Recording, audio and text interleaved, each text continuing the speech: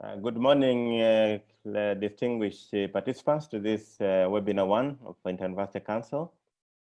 I like one comment from one of the participants that Africans are not used to be so quiet.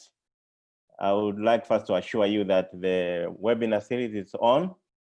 The Secretariat was trying to catch up with some of the participants, especially the facilitator and some of the panelists. So please be assured that we're going to start very soon. We are not that quiet. Otherwise, we are good to go anytime from now.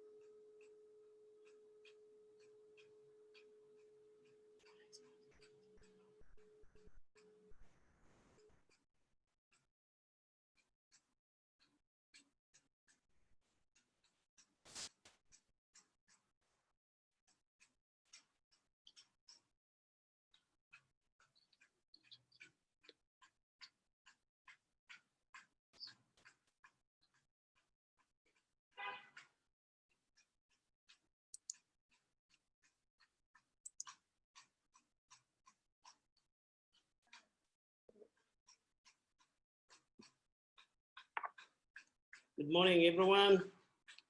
This is Mike Courier. I am the Deputy Executive Secretary for the Inter-University Council. Morning. It's good to see every one of you. We apologize for the bit of a delay. I saw that in the morning, the chair of this session or the facilitator of this session was trying to get me. Professor Nyagoti Chacha, many of you know him. Unfortunately, we have not been able to connect. We've been trying to connect with him and we have not been able to do so. But in the interest of time and considering that many of you have been around here for the last 20 minutes or so, we think that it is a good idea to start. And if Professor Chacha comes, I will hand over the chairmanship to him in the course of the time. So let me just, first of all, give you a little bit of an introduction to some of you maybe who may not be too much conversant with the Inter-University Council for East Africa. Although I believe the Executive Secretary will tell you a little bit more, just to tell you that this series of webinars is being held as we think about 50 years of Inter-University Council of East Africa's existence. The Inter-University Council for East Africa is an institution of the community, East African community. We are given the responsibility of coordinating higher education, advising partner states on matters higher education. And we think that research is one of the most critical areas. And this is one of the reasons why we have begun with this webinar series.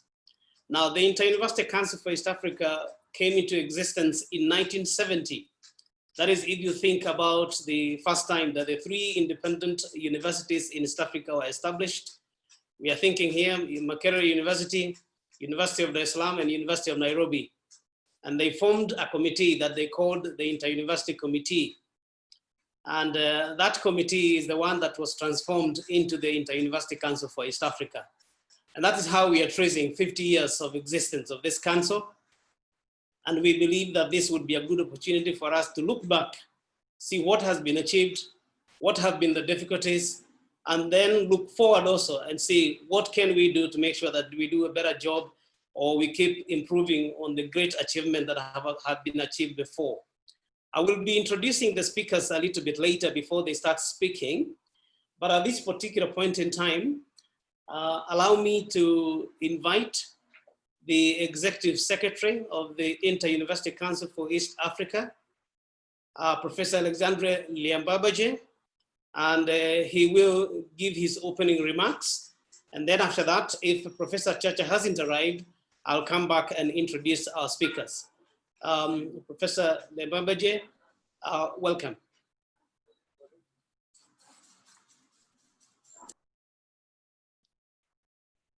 Dear Professor Mike,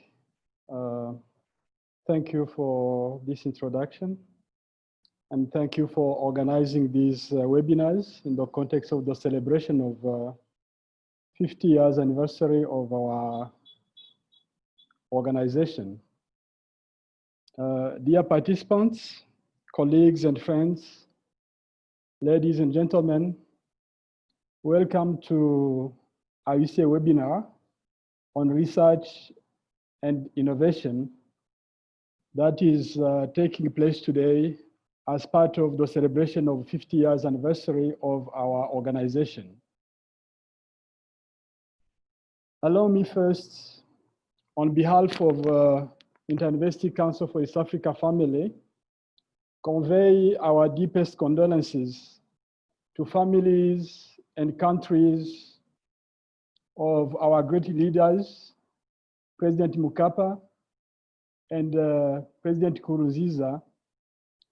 We will remember them as actors who contributed tremendously to East African community regional integration. If we are here today, it is because of one great man.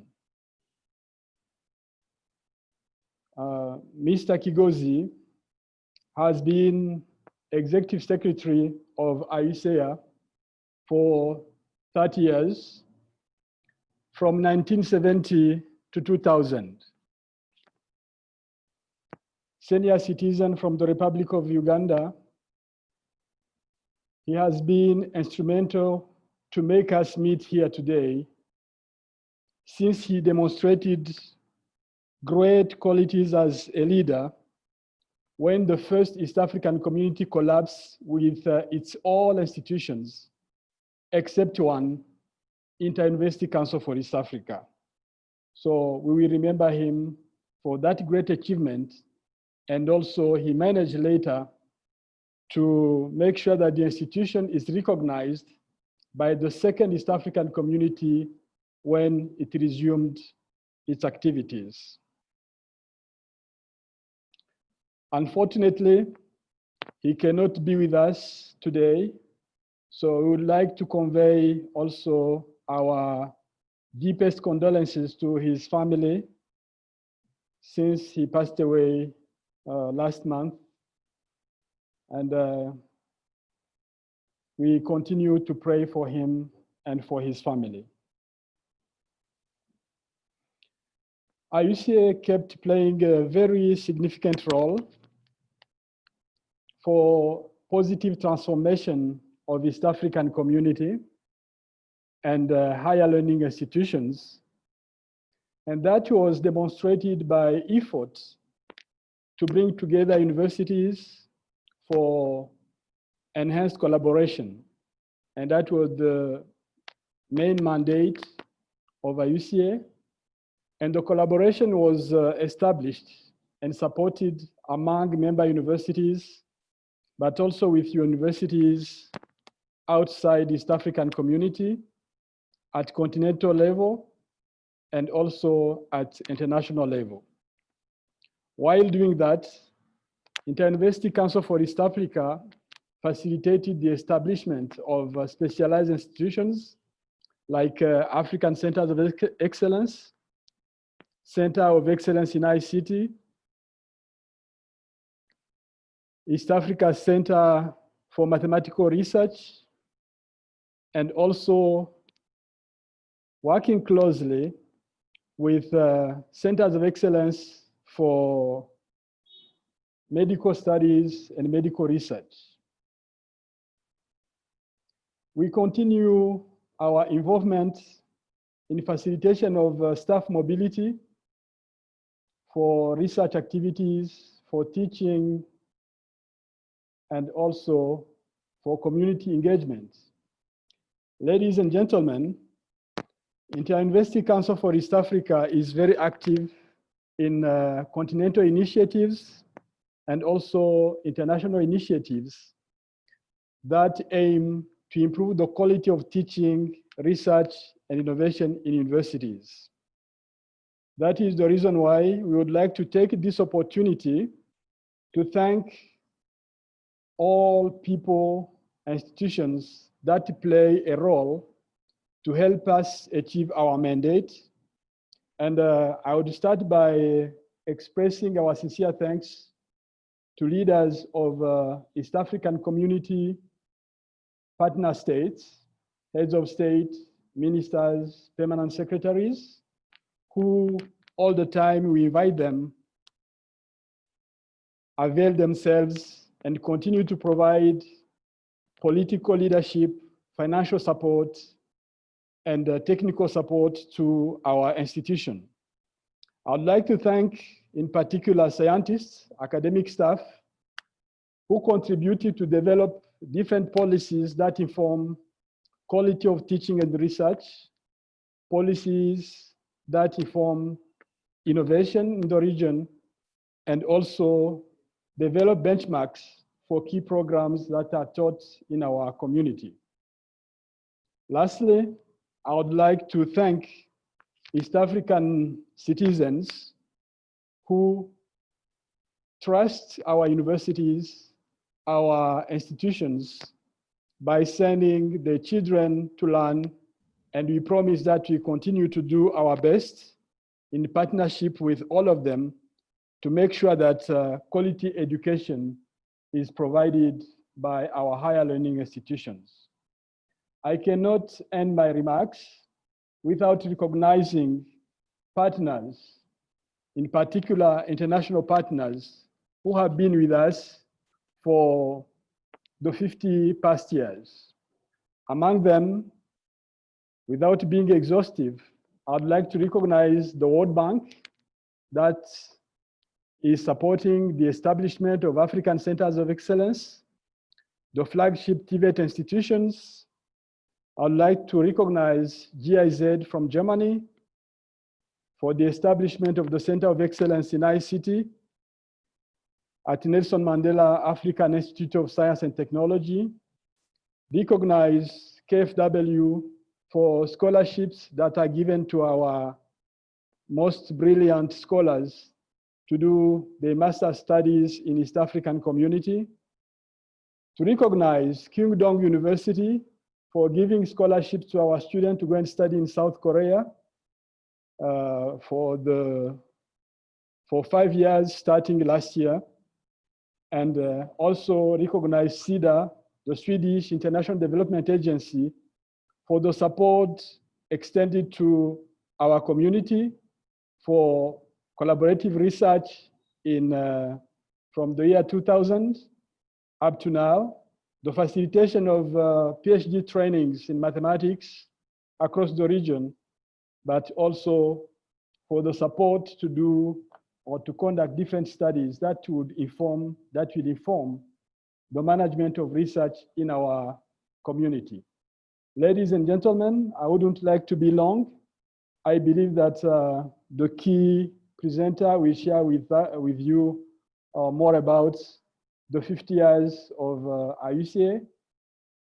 But let me say just one word about what is happening. We are in very special times. Most of countries are still under lockdown because of COVID-19, and a lot of research activities are taking place. As members and actors in higher education, research activities are taking place, and they are very important to make sure that we find vaccines and we find treatments for different pandemics. However, I would like to invite all of us to be vigilant when it comes to clinical trials. I was a little bit concerned when I have seen or when I read that we would like in Africa to make it easier to conduct clinical trials. I hope and believe that it will be done without compromising the safety and security of African participants. Ladies and gentlemen, let me end here and invite you to follow closely how authorizations for clinical trials are given to international companies and bodies that conduct clinical trials in the continent, but also be close to our leaders so that they could make informed decisions. I thank you very much, and thank you for accepting our invitation to come and be part of this webinar, and wish you fruitful deliberations. Thank you very much, Executive Secretary of the Inter-University Council for East Africa. I am told that Professor Chacha is just about to join, but as he comes, I maybe just make one or two remarks regarding how we are going to run this webinar. When the chair comes, I'm going to hand over to him, but in the course of the webinar, you can use the chat to write any question that you would like to ask, and you can send that to us. We'll be picking it up from there. But at the same time, ladies and gentlemen, I would like to recognize two people that I have seen. I may not be able to recognize everyone, but there are two people that I have seen that I would like to recognize. One of them is the Vice Chancellor of the University of Nairobi, Professor Kiama. Thank you very much for joining us. And on that score, I would like to let everyone know here that this webinar is only the first. We intend to hold 3 of them on different subjects. And this particular one is looking at research and innovation. And on the 28th of August, we will have another one. And that is going to be looking at community engagement, how universities link to communities and solve problems that relate to the communities. That is going to be the next webinar that's going to be held on the 28th of this month. And then we are going to have another one on the 23rd of September, where we are going to be looking at the trends in higher education and trying to see where we fit as an East African community within the global trends. And that, I want to let you know that Professor Kiama has gracefully accepted to be one of the speakers. We have also invited the Vice Chancellor of Makerere University, and he has accepted to be one of the speakers. And we have also invited the Vice Chancellor of the University of Dar es Salaam, and he has accepted to be the speaker. We have also invited Professor Muthui from private university in Kenya, Pan-African Christian University. She's going to be part of the team, and it's going to be facilitated by a lady called Koi. Ladies and gentlemen, I just thought I should draw that to your attention so that you can put them on your diary and join us when that comes up. I want to draw your attention that this is actually being streamed on Facebook right now. And so if you have friends who may not be able to join here and they can join on Facebook, please do let them know. I would also like to recognize Professor Mary Okwakol. I saw her a little bit earlier. Professor Mary Okwakol is the Executive Director of the National Council for Higher Education in Uganda. And we are very pleased that you could join us, Professor Mary. We appreciate. I have seen that we have participants from all over, even from as far as Zambia. And it's great to see that we have many participants, not just within the East African community, but even beyond. So I want to invite you to engage as much as possible. And now I would like to confirm from COSAM, has Professor Chacha joined us? And may I hand over to him?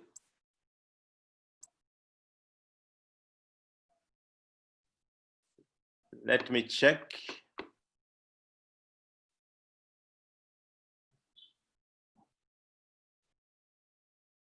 Looks like he hasn't joined, but he was connecting when I spoke to him last. Okay, ladies and gentlemen, I think we still carry on. When he comes up, I will hand over to him. So allow me to introduce the speakers we have as of now. I know that some of them were having difficulties as well, but we'll introduce them as they come. So the keynote speaker for today is a man that I have known for many years. He is currently the Deputy Vice Chancellor of Academic Affairs at St. Paul's University, Kenya. He has over 24 experience in higher education as a researcher and university lecturer in various universities. If he chooses, he'll tell us a little bit more about that. But that included a stint as associate professor at the Technical University of Kenya in the School of Biological and Life Sciences. He was also the program manager for the Consortium for Advanced Research Training in Africa, that is CARTA, part of the African Population and Health Research Center in Nairobi. He was a founding member of the Global Young Academy and Private Universities Research Consortium. He's a member of the Kenya Palliative Care Association, member of the Kenya National Academy of Sciences. He's a member of the board at the Kenya Medical Research Institute and World Vision Kenya. He holds a PhD in parasitology and entomology from Jomo Kenyatta University of Agriculture and Technology. And I think as part of the work that he has done, he has an eye on what is happening, not just in East Africa, but also in Africa. As I'm aware that while he was program manager of the CARTA, he was engaged with universities spreading in South Africa, in West Africa, East Africa. And so I believe that we have quite a bit of a wealth of experience, and I will invite him to say a little bit more about himself if he so chooses. Once he has made the keynote speech, we are going to have panelists responding to that presentation. And the first gentleman that we have today is Dr. Ignatius Gatare. I'm not very sure that the pronunciation of the first name is correct, but he'll correct me when he comes. He is the principal of the College of Science and Technology at the University of Rwanda. He has been a member of the executive committee of the Inter-University Council for East Africa. He has served as the Director General of the Rwanda National Commission of Science and Technology.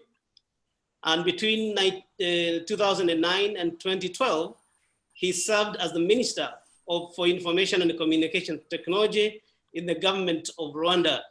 He has extensive experience coordinating and supervising several national telecommunications and ICT infrastructure. And Dr. Gatare is also a member of various governing bodies in national and international institutions.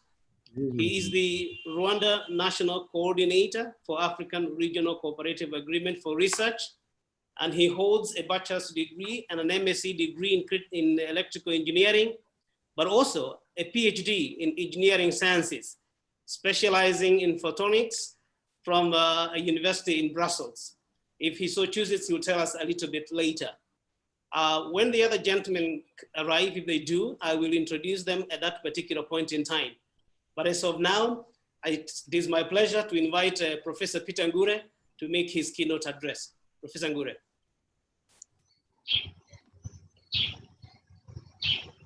Thank you very much, Professor Mike Kuria, for the very kind words that you've expressed about me. I choose not to add more at this point.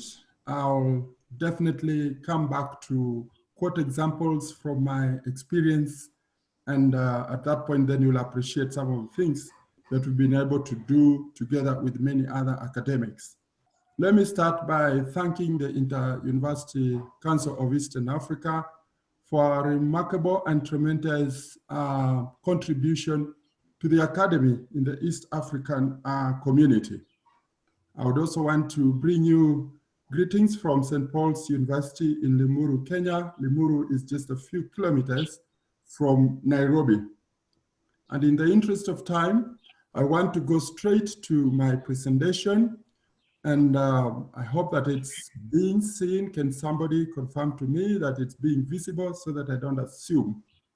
But as you confirm, I would want to go straight to painting the picture of a few things. There are many stories and narratives in Africa that we may not be aware of. And because of that, we may think that all is gloom, and yet it's not. I was very impressed to realize that in the year 2019-2020, the government of Uganda awarded Makerere University US dollars 8.1 million under the Research and Innovation Fund to support high impact research and innovation. This is the first of its own kind.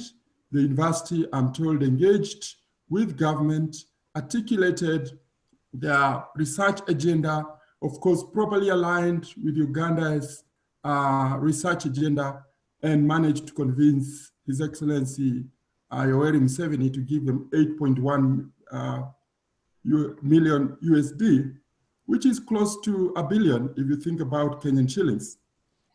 Did you also know that a Carter PhD fellow, and Carter is hosted and headquartered at APHRC in Nairobi, receives the equivalent of Kenya shillings 10 million for doctoral training, a period of 48 months. The picture that I'm painting here is that doctoral training, if it's of high quality, it's never cheap. Did you also know that Ifakara Health Institute in Tanzania attracts grants from over 58 development partners? You can actually visit their website as we continue with this conversation. And their main thrust is in testing and validating innovations for health. One of the most popular scientists at Ifakara, my good friend, Dr. Fredros Okumo, is leading research on mosquito control. And this is the gentleman that demonstrated that smelly socks, especially of course from men, attract mosquitoes, and he's used that as a background to create mosquito attractants as a contribution to mosquito control. That's not a mini achievement, because this gentleman has managed to attract in person to visit Ifakara Health Institute, and you can imagine the kind of funding that comes with that prestige. But there are also sad stories. Did you know that on average, lecturers in Kenya contribute less than half a publication each year? Lecturers with qualifications of masters and above are around 14,000, and yet last year we only managed to produce 162 publications. Allow me now to go to the topic of the day, and I will transition rather speedily to take you through what we've gone through for the last 50 years. IUCEA, as indicated here, was created and established in 1970.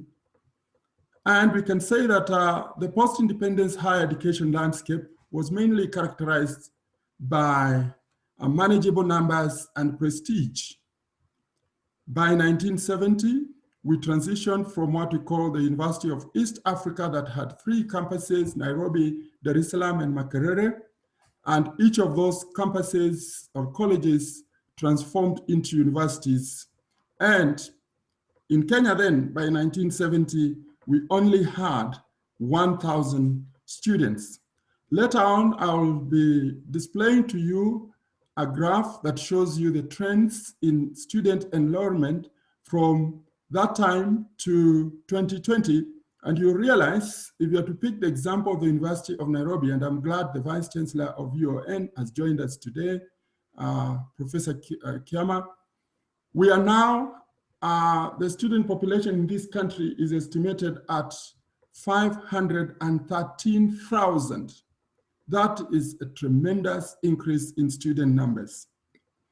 The history of IUCEA is closely intertwined with the history of the East African community. And even after starting in 1970, as you all know, by 1977, the East Africa community collapsed. And this really frustrated the ambition of IUCEA to establish a higher education area similar to the European higher education area, which was actualized through the Bologna process. However, by 1981, the Arusha Convention paved way for student mobility and professionals. And I would want to thank DAAD, among other funders, and specifically DAAD, for working with IUCEA for many years. As early as the 1980s, DAAD had already started supporting QA systems and qualification frameworks, which we now have immensely benefited from.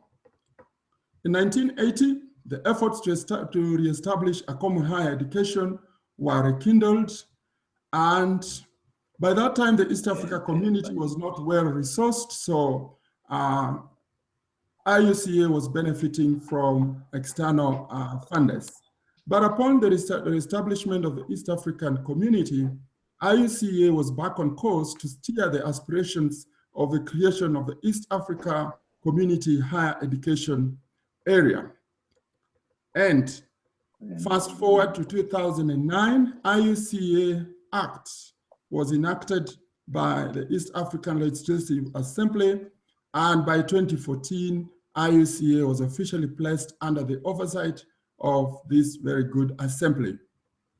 It's good to note that whereas we are an entity belonging to EAC, literature indicates that donors, EAC is heavily donor dependent, with about 70% of funding coming from donors and around 30-31% coming from partner states. We celebrated the realization of the East Africa Community Higher Education Area on 20th May 2017. As indicated on this slide, it took the East African community members 35 years to create this good community. The strategic thrusts for the East Africa Community Higher Education Area is mainly to encourage collaborative research, academic and staff mobility, and currently they have also engaged in the restructuring of the governance of higher education space. Student mobility has attained reasonable success, and Kenya is celebrated as a country that has the highest numbers, or that had the highest numbers by 2016. IUCEA has had many ambitions and has made many contributions as articulated by the Executive Secretary, but one of the ambitions that IUCEA has not managed to pull through is the target to have uniform tuition fees, which would have really upped or created an opportunity for us to have seamless student mobility. You will be aware of the fact that the idea of student mobility, although initially conceived and hinged on improving the quality and interaction of academics in this region, this agenda has been fueled by tuition wars, and of course, sadly to say, at the expense of quality. We know some famous universities that have attracted many students. And would say that the tuition wars and the idea of universities trying to get as many students is closely linked to the significant decline in public funding, which led to the mushrooming of campuses and duplication of programs in the period 2005 to 2015. We can actually say that the mushrooming of campuses and duplication of programs was almost a criminal affair. Although there are remnants of this in some of the East African community partner states, to a large extent, some of our countries, and Kenya being in the forefront, have moved very quickly to correct the mess that was already made.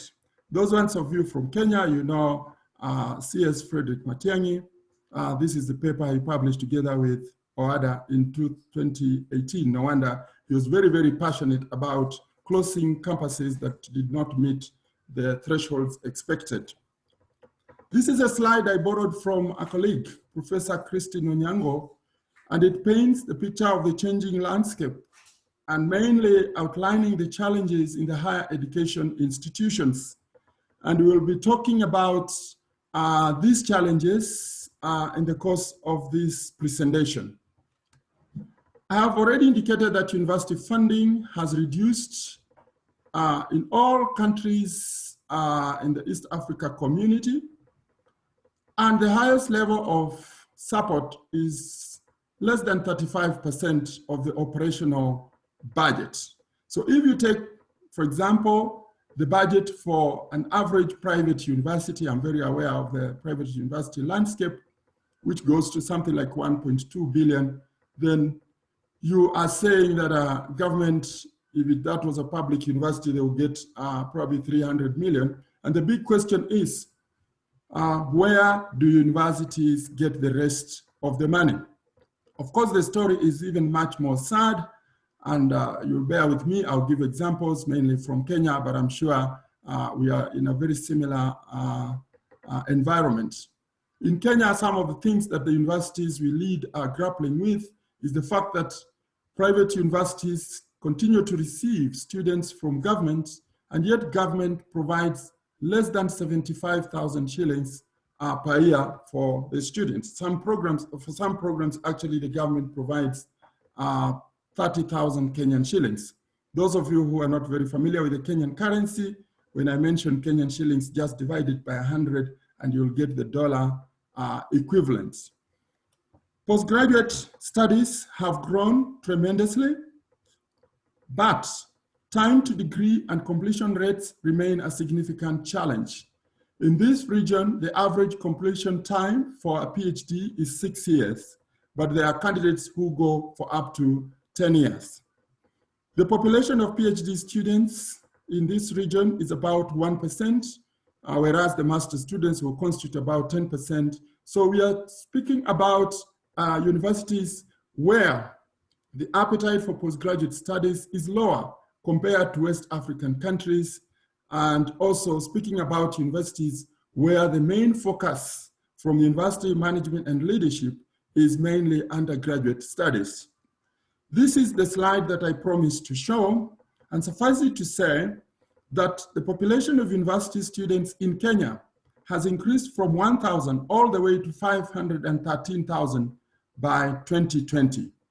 With this increase, actually exponential increase, what it speaks to us is the fact that from the year 2000 to date, there has been almost a tenfold increase in the number of university students, but that has not been positively correlated with the funding and support that governments have provided. Now, that completely undermines the quality of education provided, because as you'll be mentioning, and we are very much aware of the challenges of infrastructure, challenges of technology, challenges of space, among others. The result of this is that it has impacted negatively on the employability of graduates. And if again, I pick the example of Kenya, the number of degree graduates employed in their year of graduation has plunged from 79% in 2011 to 13% in 2017. As we speak, probably we are headed to 5% or less. The story is very similar to master's and diploma students, and employers, FKE and other entities have cited skills mismatch and lack of labor market information by university graduates. Indeed, IUCEA in one of the studies indicated very firmly that only 49% of graduates are fit for the job market. Let's just sample very briefly what the job market in this region looks for. A study by the British Council not too long ago indicated that there are three most critical factors that will determine the employability of a graduate. The first one is disciplinary knowledge. What knowledge do you have in your area of specialization? The second one is critical thinking. And the last one is language and communication skills. I can say without any fear of contradiction that we are not doing very well, especially in undergraduate training, in helping the students to think critically and analytically, and also to improve their language and communication skills. In this COVID era, I have received interesting emails from students, a reflection of the significant gaps in IT skills, personal qualities and transferable skills, and the perennial negative attitude to work. Those of you who have been teaching actively know that if you keep giving assignments to students, the students look at you and say, "Mwalimu, you are stressing us." So to a nominal graduate, work is equivalent to stress. Before we now engage to discuss or shed some light on this topical issue of research and innovation landscape in our region, I should mention that in terms of growth of student numbers, if you look at the programs offered in most of our universities, I doubt if the programs we offer have been well thought out. I doubt if the programs are very responsible to market needs. For example, in Kenya, if you are to look at private universities, 53% of students are engaged or enrolled in Bachelor of Commerce programs. A similar trend obtains as far as public universities are concerned. The next big group is education, arts, and science. The big question is, do we need as many teachers as we are training? And yet we have very limited training in the areas that could jumpstart our economies. Who is offering studies on petroleum? Who is offering studies on the new technologies? Who is offering studies on culture? There are things that we have neglected, and yet they would most probably feed into the economy that would want to develop. Allow me now to address the issue of research and innovation. And I start by indicating the ambition of the Africa Union Commission for Science, Technology, and Innovation, where in the strategy established in 2014 or launched in 2014, the AU Commission invited governments to spend at least 1% of their GDP in research and development. I took time to look at the Global Innovation Index vis-a-vis research and development expenditure. What is the relevance of this information? Simply stated, the level of investment or expenditure in research and development is the best indicator to show how a country is serious or not serious about developing science and technology. And here I'm talking of science in a broader definition. Looking at this, you realize that Kenya is ranked number 77 out of 129 in terms of innovation. Kenya scored a very low score of 31.1. The number 2 country in this EAC region is Rwanda, followed by Tanzania, Uganda, and lastly, Burundi, that is almost at the tail end. That is positively correlated with the R&D expenditure. To date, Kenya spends close to 0.8% or commits 0.8% of GDP to matters science and technology or research and development. A few years ago, in a speech, the president of this nation had indicated that Kenya will be injecting 2% of GDP into matters science and technology. We are yet to see that being actualized. However, those who have studied research and development argue that the Kenyan Academy would not have managed to absorb that kind of money if and when it was provided.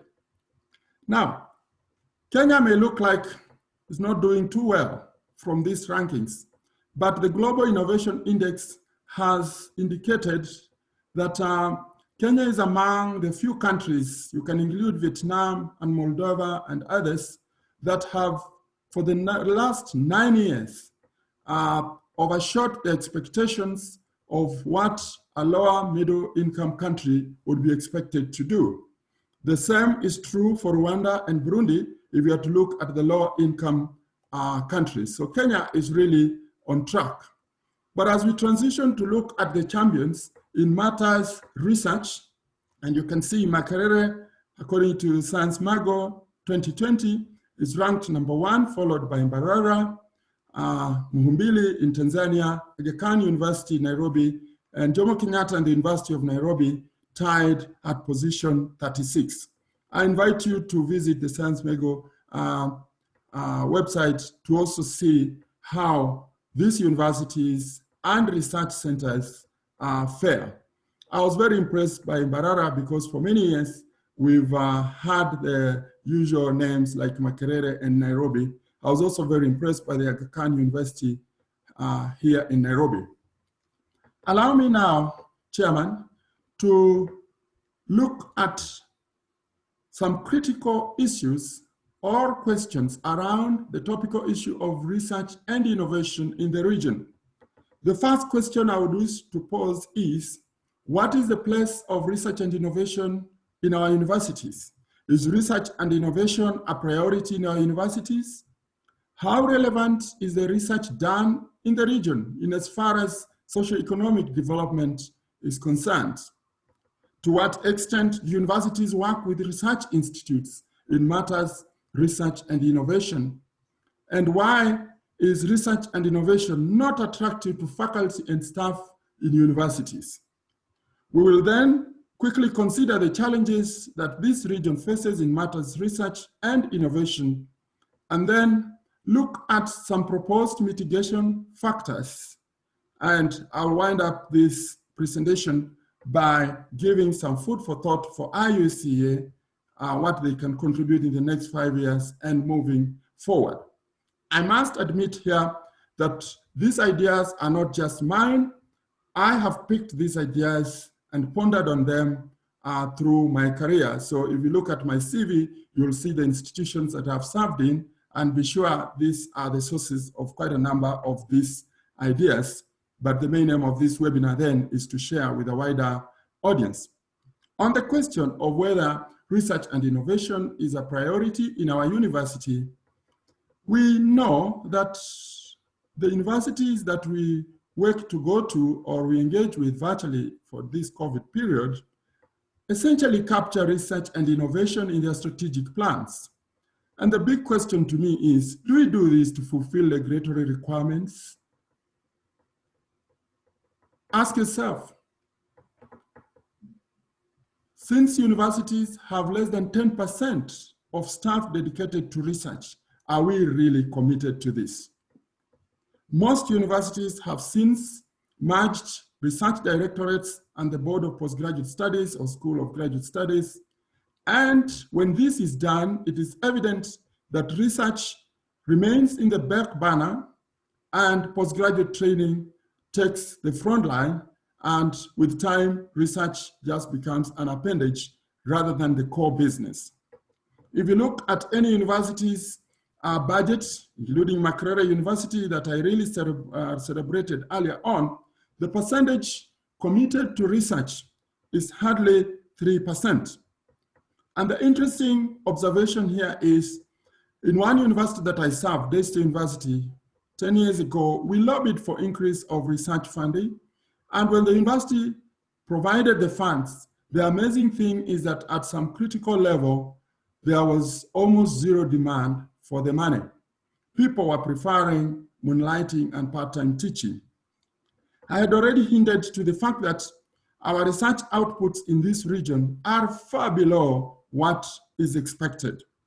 Indeed, if you are to look at patents from Kenya, a recent study indicated that all private universities, and there are slightly more than 30 in this country, only provided 2 patents in 2018, and the rest of the public universities that have thousands upon thousands of faculty only managed 42 patents. So the big question is research and innovation a priority in our universities? There is minimal support for research capacity building initiatives. And research and innovation staff, where we have an entity, a directorate, or an institute, are sooner or later are loaded with administrative and teaching assignments, hence backsliding and not being able to push the research agenda. There are very few universities in this region that have a dedicated grants acquisition and management entity, and that's were established. You'll find that the staff serving in these small entities have very rudimentary training and knowledge on how best to support research and innovation.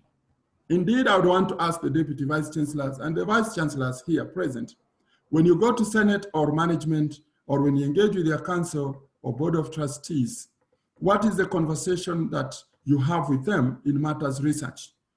And do you really mean what you say, or do you just present for the sake of saving your job? Let's address the issue of relevance of research and innovation in our universities. I've already indicated that our research to a large extent may be completely off track.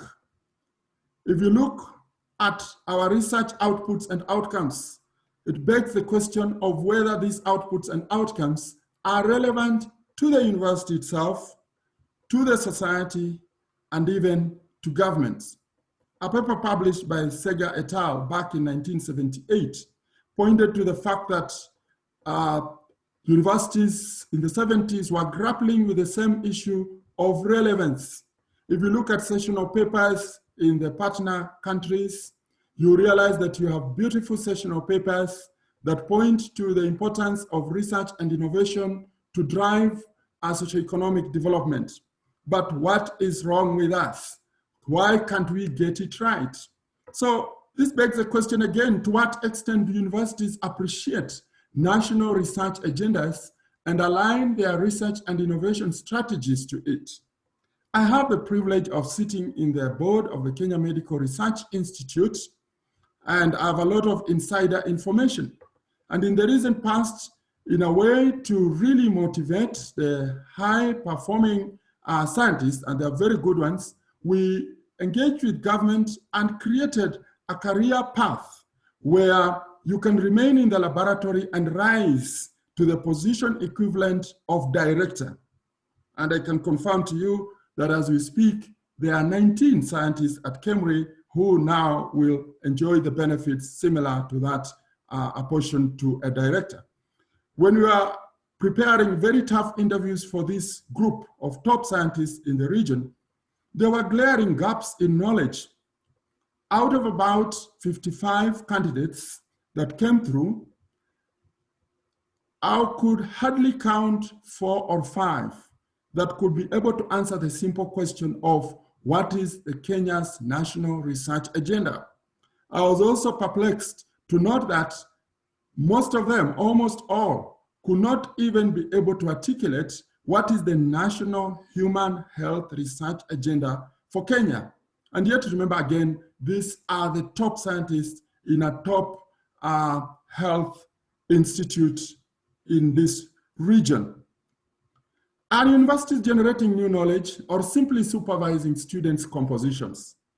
Sorry, I'll not use very gentlemanly language. The theses that we have in our shelves, and some of us are not even confident enough to start repositories and display what we do, are they really research products, or are they compositions that are put together to earn a degree after some little drama in the exam room? Which questions do our research seek to answer? Are they relevant to policy development? Are we only stuck to abstract research? And even in abstract research, what is the quality and the relevance of that research? The other question is, how much does the government allocate for research and innovation in universities in this region?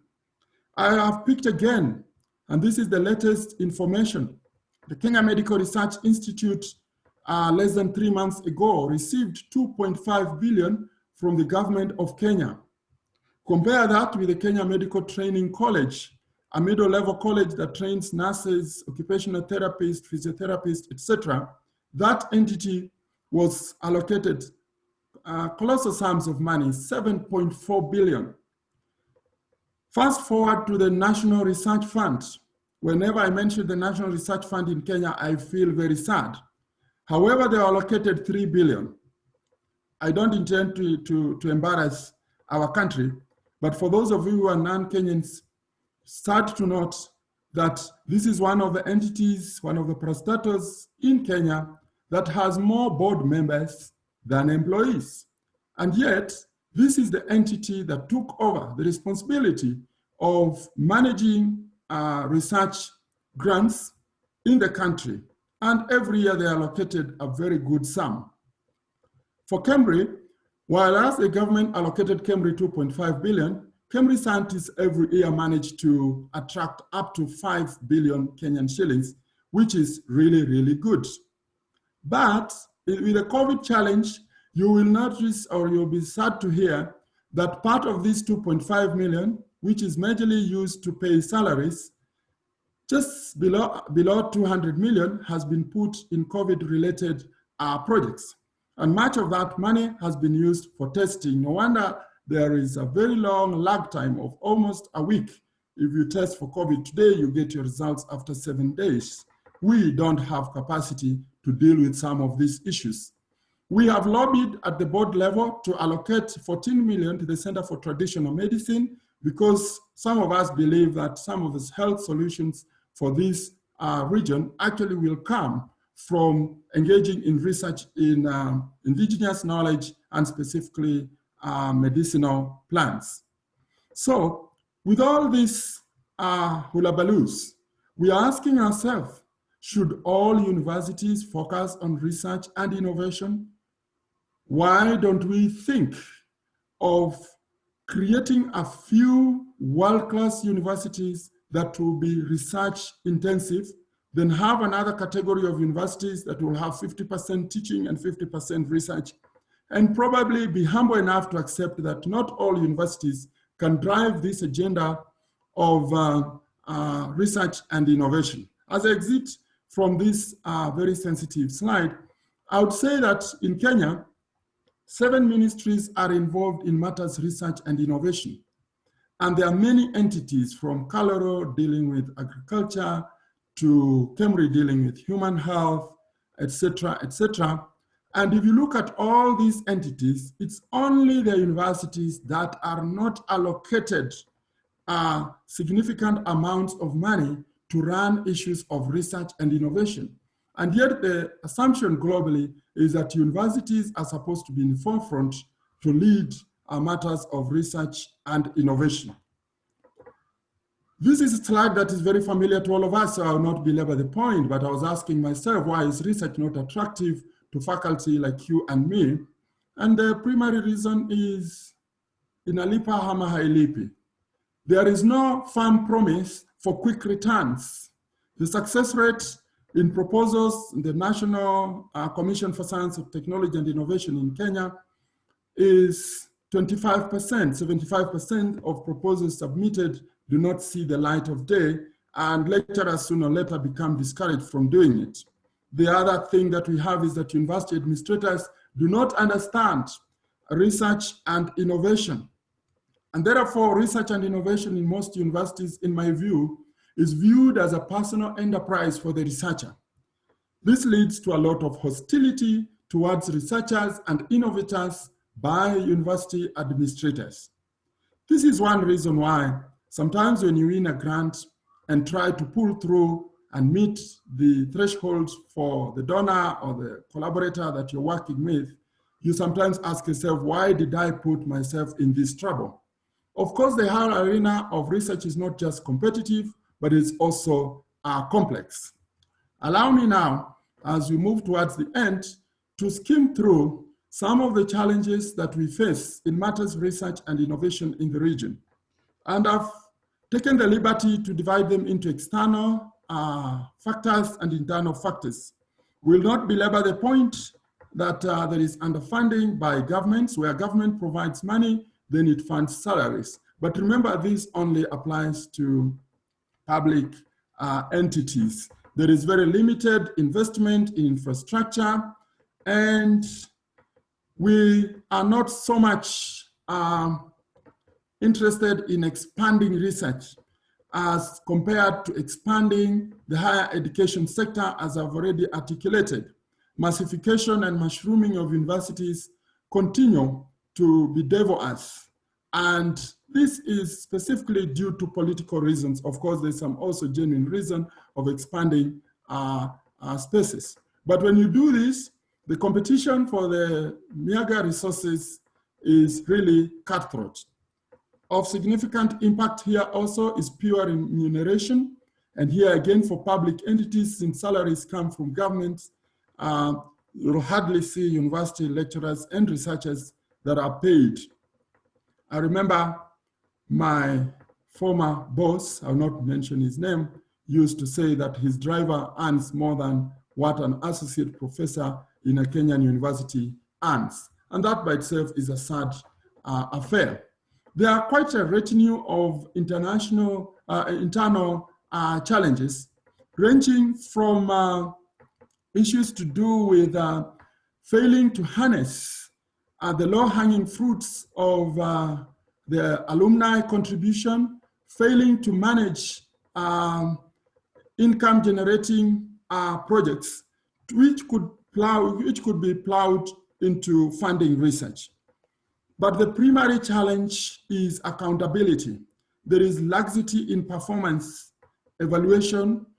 Universities don't really care where lecturers are, what they do, and what they produce. And because of that, soon or later, top professors just appear for a few hours in the university, and then after that, you find them in private business.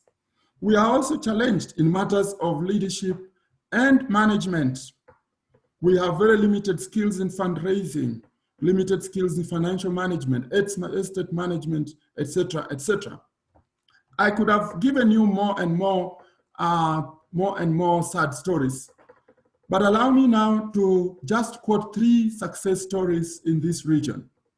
Resilient Africa Network, domiciled at the Makerere School of Public Health. I've had opportunities to visit and work with them for a few weeks when I was a Qatar program manager. This is a network of 20 African countries in 13 countries, and it nurtures innovations from different universities, which, if you look at this list, you'll agree with me, to a large extent is relevant. They address issues to do with climate change, conflict, food security, solar technology, health technologies, etc. But when you talk about Reform, one question which I wouldn't want somebody to ask me, I'll refer you to their website, is how Reform is managed. This is a consortium of 126 African universities spread across 38 countries. They deal with academic exchanges, smallholder farmers, policy, postgraduate training, agriculture, and research. I've worked with APHRC, so I could spend the rest of the day telling you about APHRC. The vision of APHRC is transforming lives through research. I've provided to you the link for APHRC. And this very good, nicely built research center generates evidence that informs policy in health, education, urbanization, aging, and research capacity building. Allow me to mention a few things about APHRC. This is an entity that was created by Africans and is led by Africans. They have close to 30 PhD holders, but every year they attract close to 1.7 billion Kenyan shillings in research grants. They publish over 500 journal articles in reputable journals. And since they house Qatar, they currently are engaged in training the next generation of research leaders, having provided fellowships to 227 Africans from Nigeria all the way to South Africa. What are some of the possible interventions, ladies and gentlemen? The first one, we should strive to develop a research culture. Allow me not to explain so much in the interest of time.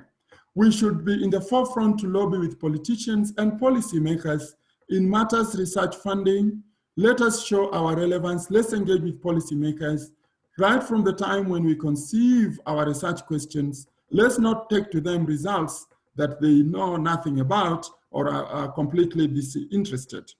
I've already given you examples of creation of centers for excellence, and this is one of the best contributions of IUCEA. We celebrate you.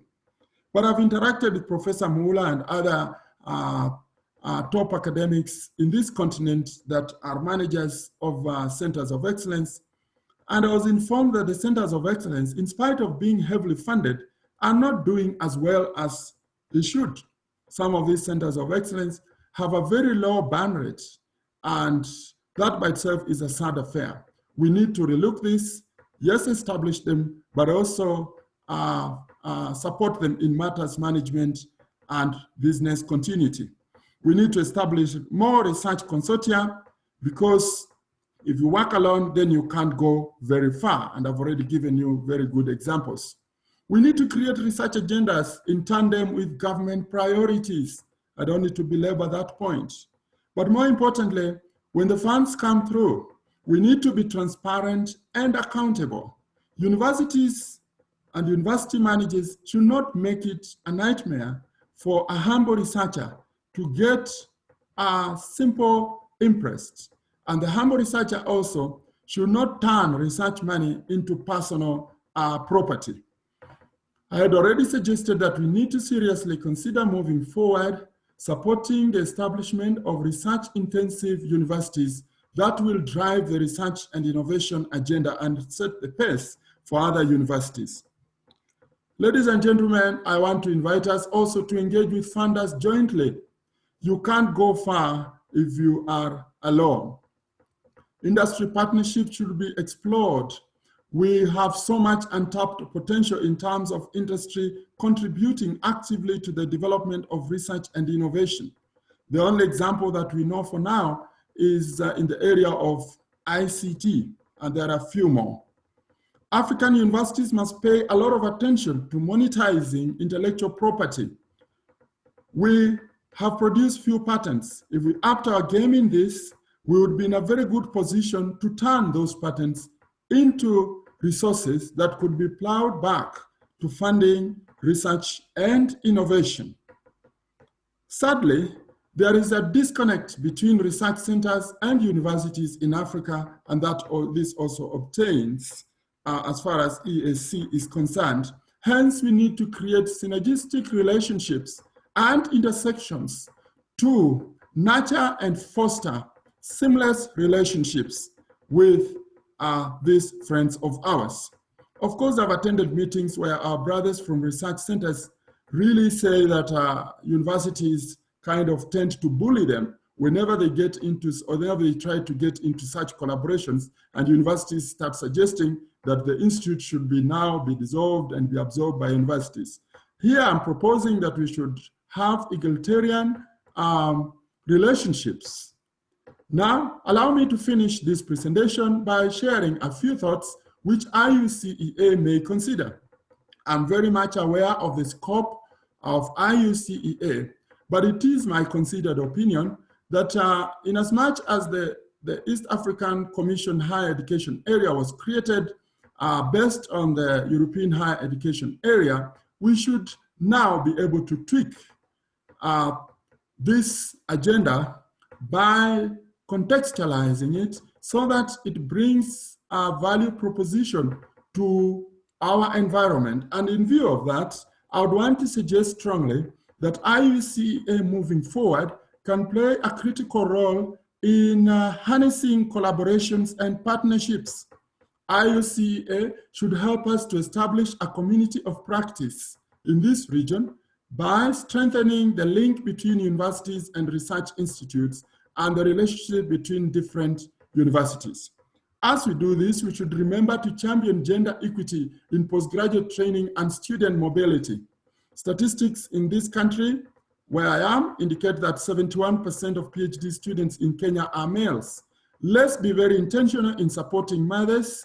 For example, copy from the Carter model, where breastfeeding mothers are supported to move and attend trainings and workshops with their babies and caregivers with airfare and accommodation fully paid for them.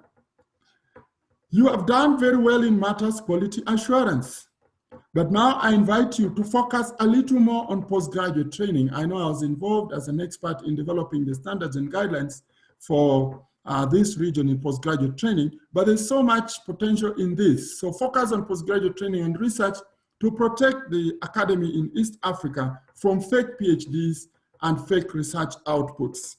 I invite you to provide expert advice on how university structures can be optimized for effectiveness and efficiency. If you are to honestly evaluate how universities function with a critical mind, you realize the universities as currently structured are highly inefficient and wasteful. We should also expect IUCEA moving forward to help us in the restructuring of our universities towards specialization in degrees that they offer. Duplication of programs will not take us far. I invite IUCEA to also consider supporting universities in adoption of new technologies for teaching and learning. For example, many universities in the last 3 months have been struggling with matters e-learning, and you call one another and ask, what is the best learner management system? How do we do exams? If we used IUCEA as a pot of think tanks to help us in such critical matters in times of crisis and in times when things are normal, you'll really, really be appreciated.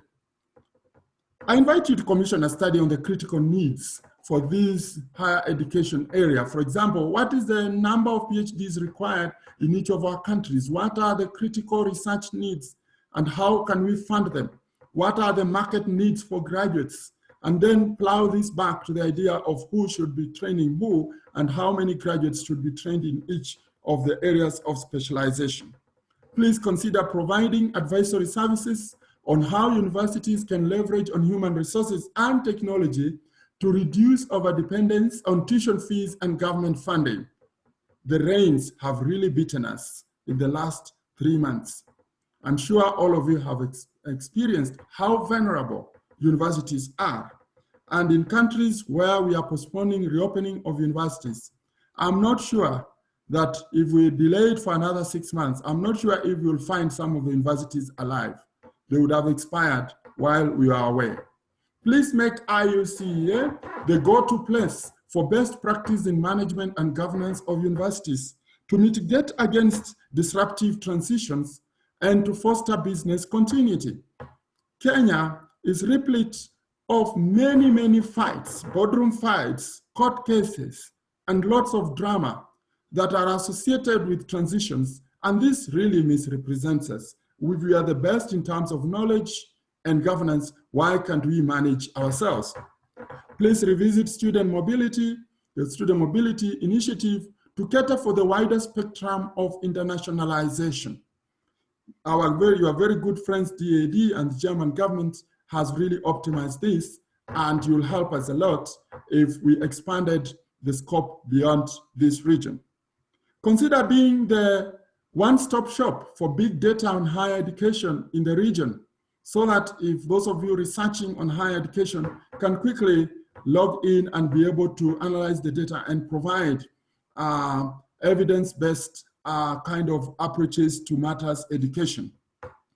As you do that, among many others, bridge the gap, help us bridge the gap between universities, multilaterals, and bilateral organizations to address research and innovation needs.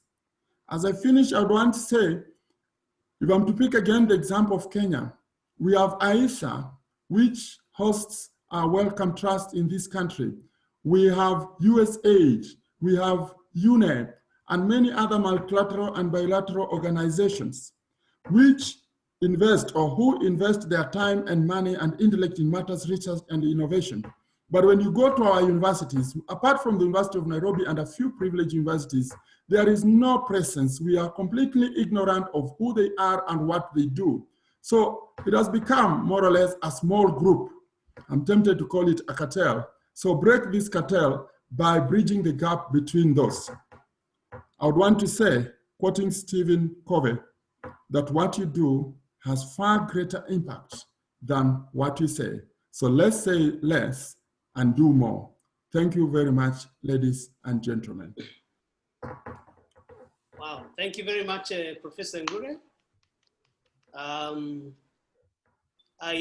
There has been a lot of conversation on the chat room. I have been following it up, and I have seen a lot of conversation going on as you were making the presentations.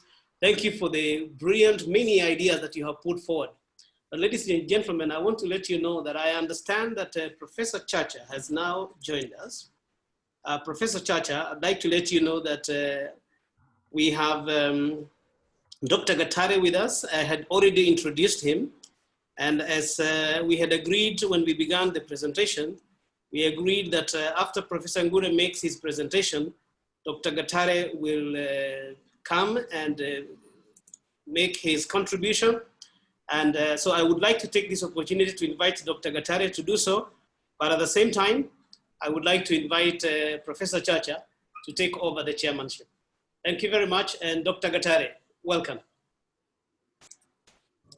Thank you very much for the, first of all, I would like to congratulate the Inter-University Council for East Africa for the 50th anniversary and the achievement which has been highlighted by not only the keynote speaker, but also the executive secretary. So it's really an organization which we value very much, particularly in the academic setup. And my contribution, of course, thanking all the people who have been posting chats, it shows that we have here an active community.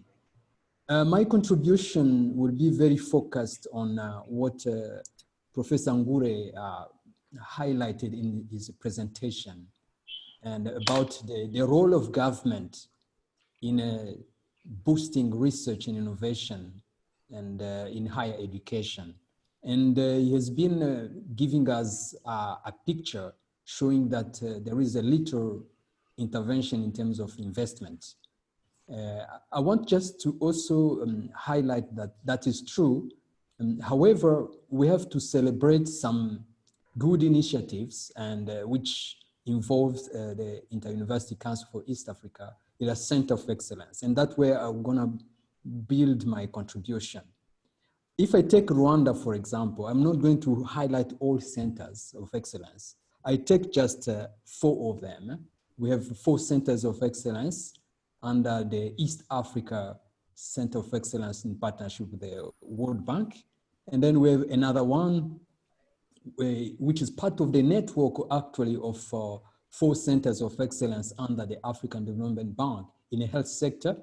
And Rwanda hosted the biomedical engineering, and Tanzania hosted the in cardiology, and Uganda.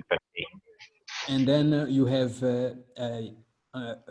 urology for Kenya. That's for the one network of centers of excellence. And there is another one in supply chain and vaccine. If you see all the 6 centers, this is a total amount of $50 million, which the government has taken as a loan. Of course, we may need to see direct investment by the government, but these trends of seeing government taking a burden, I call it a burden, but it's a stimulus to higher education, because these are centers which are focused on postgraduate and research only. It is a good start, which indicates that there is a need to make a dialogue. That's where I want to intervene. So I asked myself, when the professor was presenting, Professor Ngure was presenting, why are the government in our region not investing so much in research? I tried, and I want to put this question as a matter of discussion among us. Why are we not seeing it? One of the reasons, according to me, is the competition. If you see our budget, there is a share of budget. And then if you see the health sector, the education from primary to higher education, We compete for a small budget because of the level of our GDP and the level of our wealth. So I came to realize that in order to be competitive and to take a big share in that limited budget, I would build on the idea he mentioned about creating a research-intensive university. I will add on this, transforming what we call centers of excellence into advanced research and development innovation centers developed around clusters. I insist on the term cluster. Why?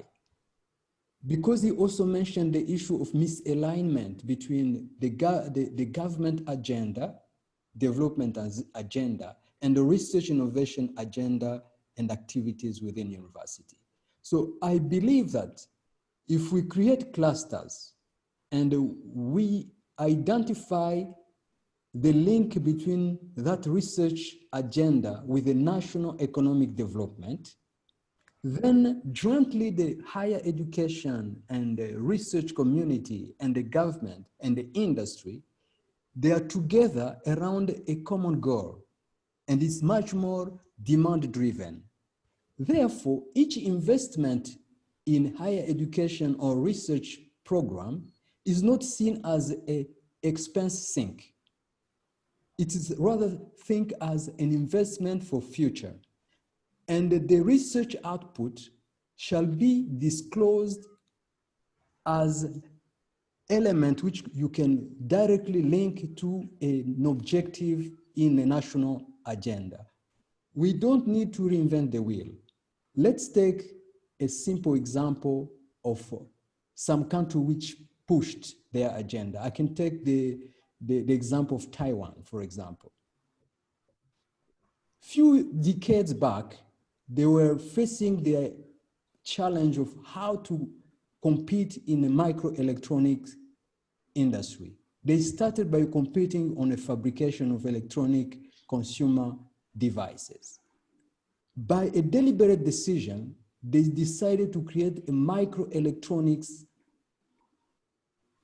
chip fabrication industry. And currently, they are leading close to $90 billion industry. And if you look at the figure, if you type in microelectronics and chip makers, most of the chip makers and fabrics are done in Taiwan.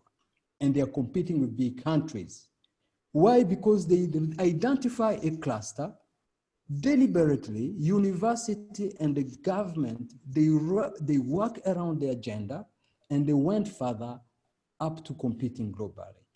We can take that example as example of small country which grew over time, but which deliberately invested in some sector. And there is a spillover effect because the return on investment is very high. If you take the example of a more advanced country like Germany, I'm a fan of the model of the Fraunhofer Institutes and the Max Planck Institutes, which create platforms where research between university and the industry is also linked to the area of competitiveness of Germany. That's why Germany could keep up in area like manufacturing, robotics, and automotive. So I think, and I believe that if we adopt those kind of model of demand-driven research, and if we put a platform through which institutions like IUCEA can identify pole of excellence, and the building from the foundation of what we have here as a network of centers of excellence, the potential for mobility for brain circulation among our university, from agriculture, nanotechnology, biotechnology, up to area like biomedical engineering, as we are seeing already happening. I think the East Africa region can be a hub for innovation. I looked to the report he mentioned about the Global Innovation Index. You will find that among the top 10 most innovative countries in Africa, I wish to note that 3 of those countries are in East Africa. Kenya, Rwanda, and Tanzania, showing that there is something happening, but coordination, leadership and management, and other issues of funding like strategic partnerships, and also research in investment in infrastructure. These are inputs we need to consolidate, but my keywords will be the following. If we do catching up, I'm not very convinced that we go far. I wish we could adopt a model of leapfrogging. Leapfrogging has been a strategy for Singapore, for Israel, and the country I cite, South Korea and Taiwan. And the model is well known. It's a strategic partnership around thematic areas, intensive investment. Even the little we have, we focus. So I thank you very much. And I'm looking forward to hear more from my colleagues, panelists, but also people in the audience, so that we look together how to stimulate the interest of government to invest in research by being much more strategic in terms of choosing thematic areas. Because if we end up by only publishing papers as output, that is not the interest only for government. Those papers should be related to real life, of transformation of the life of our people. Thank you very much. Thank you very much, Dr. Gatari. Professor Chacha, are you around?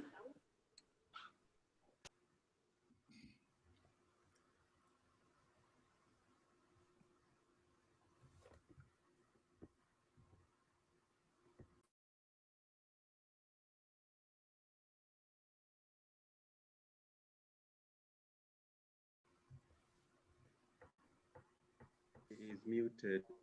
Yeah, he's muted. Maybe Ben, can you help to unmute him?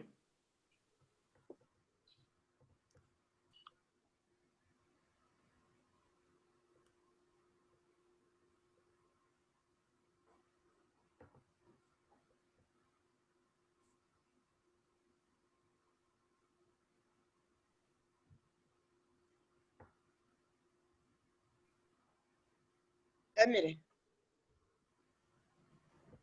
Emily.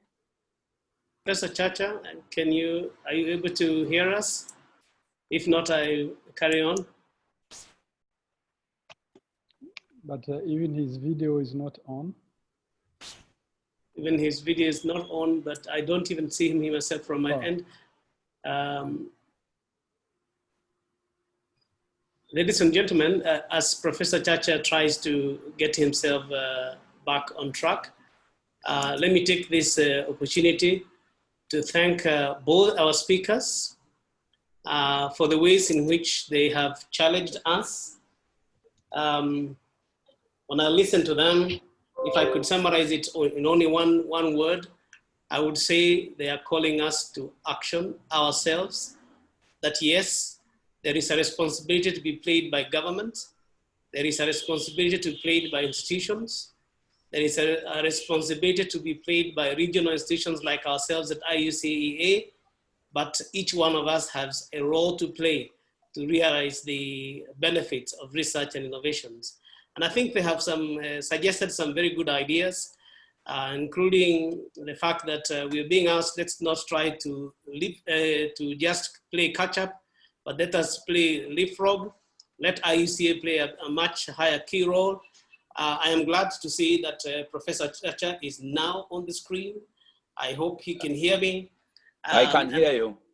Very good, and I hope you followed the presentation. So I did. I would like then to invite you, first of all, maybe to say a few words to everybody. I think many of you know you, but it might be a good idea. There might just be a few that may not know you, but so you may want to introduce yourself and then take over from there. I also want to let you know that in the course of the presentations, we picked quite a number of questions from the chat. And if you would like us to table those at some point in time, we will be happy to do that. Welcome, Professor Chacha. Thank you very much, Mike. I am very happy, first of all, to have this opportunity to participate in this meeting. It is a great honor I have listened and followed the presentations right from Prof. Sangure's presentation. It was very exciting because he highlighted a number of challenges that are faced by university people as they grapple with this idea of research. We have tended to run around our institutions with some terminologies sometimes which we don't encapsulate and make sure that we understand them. I am very concerned, for example, that when we focus on innovation, we have failed to focus also on basic research in humanities, basic research in social sciences, and everything now sometimes is guided by the political pronouncements and the African Commission pronouncements about science, technology, engineering, and mathematics. And I think those are some of the conversations that as we pick the challenges that have been highlighted by Prof. Sangure, we should be able to mainstream and discuss. I also noted that we always glorify support systems which come our way. For example, the centers of excellence which are supported by the World Bank. We ask ourselves, perhaps as we discuss today, and I hope the panelists are going to raise some issues with this, that what next? After this support, for example, which we get from the World Bank dries up, where do we go? Have we harnessed our institutions to exist and share the little capacity that they already have? And this, I think to this end, I'm very happy that Professor Ngure mentioned that one of the challenges of the Inter-University Council for East Africa would be to ensure that the universities in East Africa are harmonized to an extent that they can share the basics that they already have put in place as far as research is concerned. So let me, first of all, introduce this conversation by saying that I'm sorry that I couldn't start chairing or moderating the conversations, but I am now here and I'm hoping that as we proceed, those who are going to be speaking will actually introduce themselves, because I didn't have the opportunity to look at their bios as was supposed to be the case. Therefore, Mike, I'm going to count on you to guide me initially to be able to understand exactly how, who is on the platform and how are we supposed to move in terms of those who are speaking. And if we're going to be entertaining questions from the audience or questions from whatever source, we also need to know the modalities of how that will be done. Thank you, Mike. Thank you, Professor Chacha. I think I have to update you. We're expecting two more gentlemen to have joined us as panelists. Unfortunately, they have not joined us as far as I can see. Unless I'm updated otherwise, then I'll let you know. So it means that Professor Ngure has made the presentation, and one of the panelists, Dr. Gatare, has already responded. So I think then this would be an opportunity to allow feedback from members. And I would suggest that probably before you invite to everyone else, I can highlight a few of the ones that I had picked along the way. And once I do that, then I'm going to be asking my team if anybody would like to follow up maybe with a contribution in an audible way.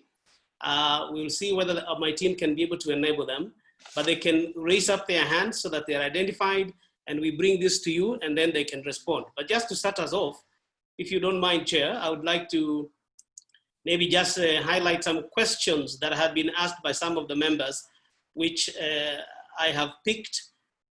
Is that okay, Chair?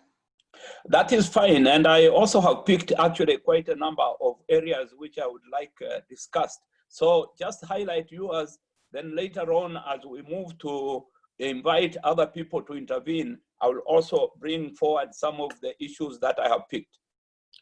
Okay, let me suggest that I'll just read the questions as I pick them. Members who are here, I will definitely not be able to read all your questions. I would love to, but it's not possible for me to do that. But let me say, between Professor Ngure and Dr. Gatare, I will read a few of those questions. Maybe you will pick them, and if you would like to respond to them a little bit later, or when Professor Chacha gives you the chance, you can do so. So I'll just read a few first, and maybe there's time I can come for some more. Let me begin with one question that came from Richard Ouma. And he asked, what could be the average research and innovation budget vote of IUCEA? Probably that, if our executive secretary is here, he might want to look at that. Then we had Jacqueline Okello, and he said, research is good, it can contribute to policy. How much of the university research output has been transformed into policy in East Africa?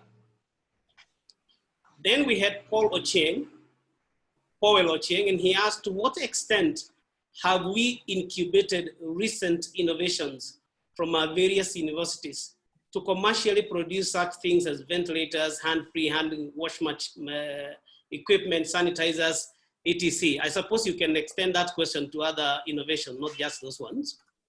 Then we have Isabel Wagara. She raised the question that researchers and students develop innovations, but there is limited support in the rigorous process of patenting. How can this be improved within the universities? Then I have one question here from Lily Janja. She says, Rwanda did not seem to have any budgetary allocations, but was doing very well on production of innovations. Can you share how this is funded? Then we have one specific question for Professor Ngure.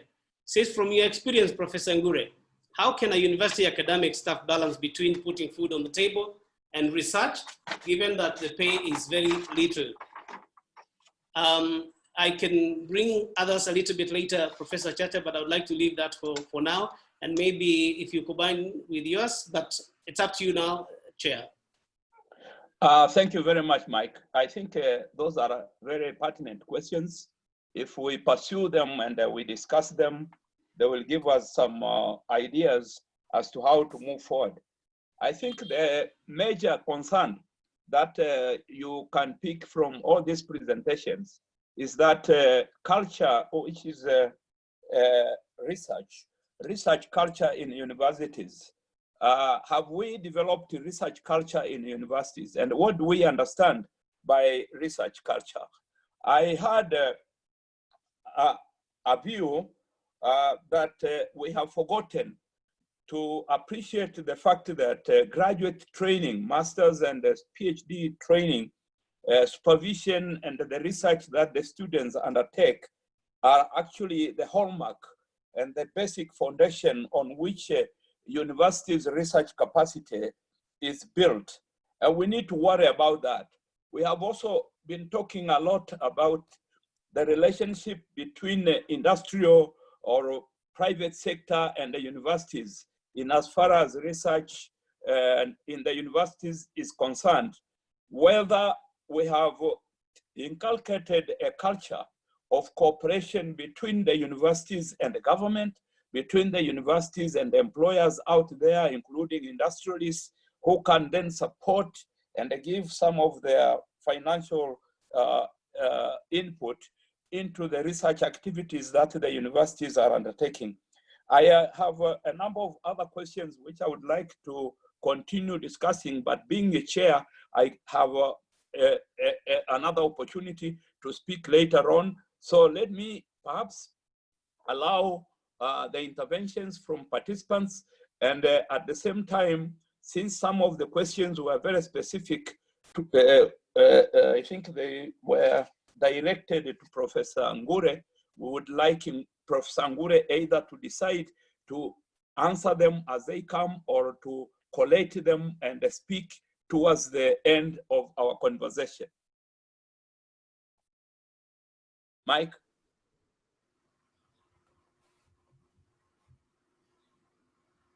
Hello? Are we losing? I think you're right. Let's allow Professor Ngure and Yes. Dr. Gatare to make responses to those questions. In the meantime, we have asked that if anybody wants to speak, they'll use the icon to put up their hand and we'll pick them. But probably Yes. the questions that I'm raising were the ones they wanted to raise. So if that doesn't happen, I'll give you some more questions that has come from the members. Okay. Professor Ngure. Thank you, Chairman. It's nice to see Professor Chacha and Nyaigoti Chacha. You'll be pleased to know that one of the books you wrote, I really enjoyed during my days. Really interesting to see that you're growing strong and supporting the academy. Quite enough questions coming through are in the arena of intellectual property rights.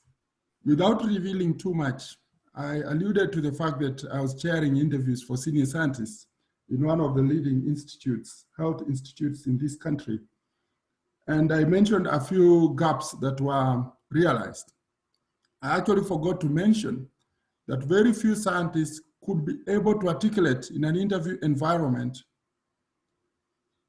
the simple question of examples of intellectual property rights, and more fundamentally, the process of registering patents. And here I'm talking about top scientists. The point I'm driving to, even before we quantify how much of the innovations have been incubated and how much is being invested to produce these innovations, and how much of our research is influencing policy, we need to go back to the basics. We need to retrain people to be able to understand what intellectual property rights is about and how these rights can be secured. We need to work more closely with the World Intellectual Property Organization, the equivalence of the Kenya Intellectual Property Institute, so that we demystify the whole arena of patents. There are many, many innovations that our young people, especially in ICT, have come up with, but they all are open to abuse. And I don't want to go back to the rhetorical issue of the innovations from Africa that have been stolen. In a nutshell, I'm emphasizing the fact that we need to make sure that the innovations we come up with are relevant. In a light touch, I'm not so much excited to see somebody create another car. The car has already been invented. So if you create one using timber or something else, you wonder, why are you taking us back? Why don't we look for opportunities to create innovations that will help us? Like I mentioned the example of Ifakara Health Institute and also RAN in Makerere University, where you are creating less invasive procedures for diagnosing malaria. But once we do this, we need government and our own universities to secure those innovations. Once you have come up with an idea or an innovation that needs to be patented, we should emulate the University of Nairobi, where the intellectual property has been institutionalized, because the innovation you create as a university lecturer is actually defined as work for hire. Your institution has a stake in it. Lynette Magera asked the thorny questions of how to balance between putting food on the table and research. I'm afraid that 50 years down the line, academics with masters and PhD are still on the survival mode. I think, intelligent as we are, we should be able to invest our intelligence to make ends meet. On the other hand, since research is more of a journey, we should start the journey at the earliest possible opportunity. Sometimes we look for interventions when there is already a crisis, your sons and daughters are on a parallel program, you have taken several loans, and you are literally boxed somewhere. Before these tough times come, we should be able to build our career so that we rise to the highest ranks wherever we are and earn the maximum that an institution can provide. But we should also invest in research. Research pays very, very well if you're there. I want to give you two examples of the University of Malawi's College of Medicine, where I have many friends. Their research policy allows researchers to earn up to 12,000 USD. That is equivalent to, say, 1.3 million Kenyan shillings. And with 1.3 million Kenyan shillings in Malawi, you are really sorted. I want to give you the example of Kemri, where we have, with management, created what we call the effort compensation policy. I know of a few researchers at Kemri that earn 20,000 USD per month or slightly more in Kenyan shillings. That is, of course, 2 million Kenyan shillings. So if money is the motivating factor for you, you can actually engage in research and innovations, and in due time, it will pay. So remaining in the survival mode and moving out of the academy to go and join Uber business, charcoal burning business, is actually an embarrassment to the academy. And we should think more deeply about what we are doing. And also we should be aware of the greed that comes with some of these ambitions. As a member of the academy, you may not necessarily be on track to becoming a billionaire, but look at the impact and the significance that you leave behind. The students you are handling, the young researchers you are mentoring, what will they look like? I'm glad to see that even in this forum, I have several people I've mentored. When I see such people, they give me much joy than I would get if somebody bought me a Toyota V8. Thank you, Chairman.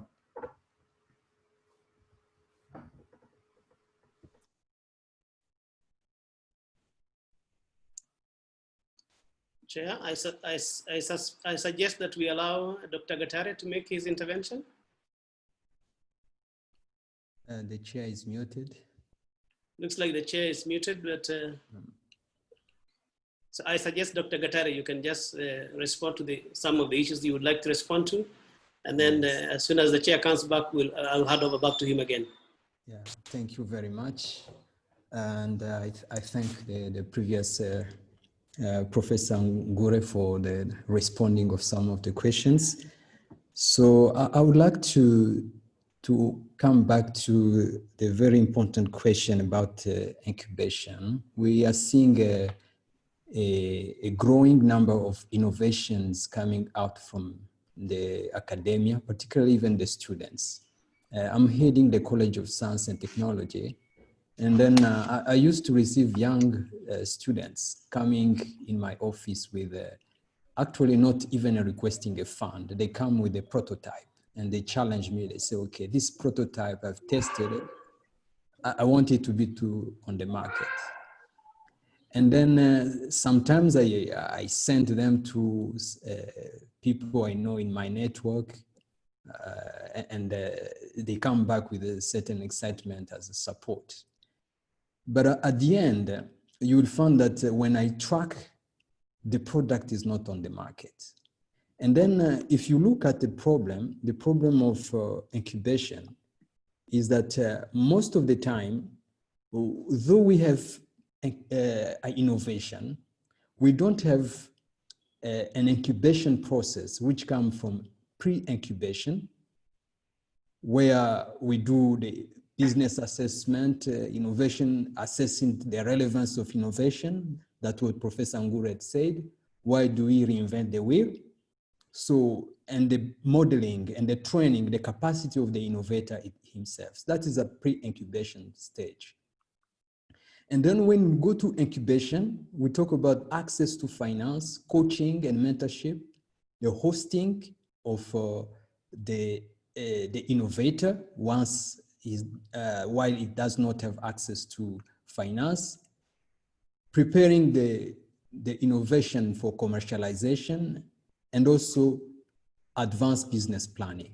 And there is a stage of post-incubation, which require innovation diagnosis and the internationalization of the support, and then technology commercialization, and even business development. That's where you link the business to the community where the innovation will be used.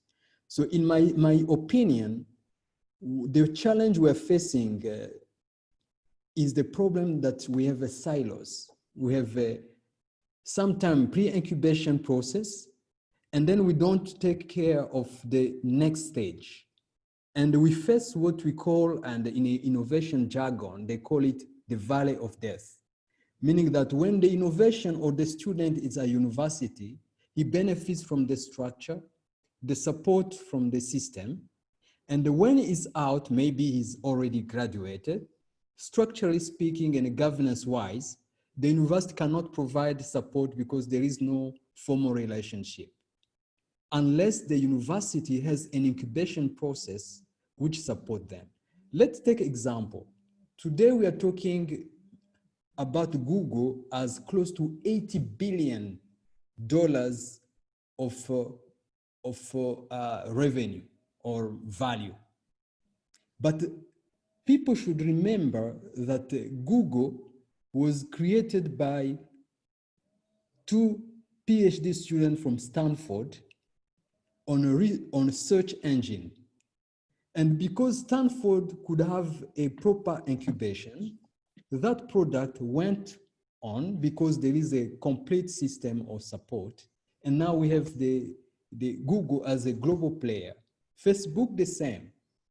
So I'm not saying that we don't have them, but I wish us to challenge even if our little resources, we have a proper mechanism to take into account the whole process from the pre-incubation to the post-incubation to avoid the valley of death, where when there is no funding, the incubation can die. The second point we need to play on to materialize and ensure that the research output and innovation are taken to market, there is a mindset change in our financing organization, the banks. Today, and some can challenge me, the banks are functioning on the traditional model of funding things which have collaterals.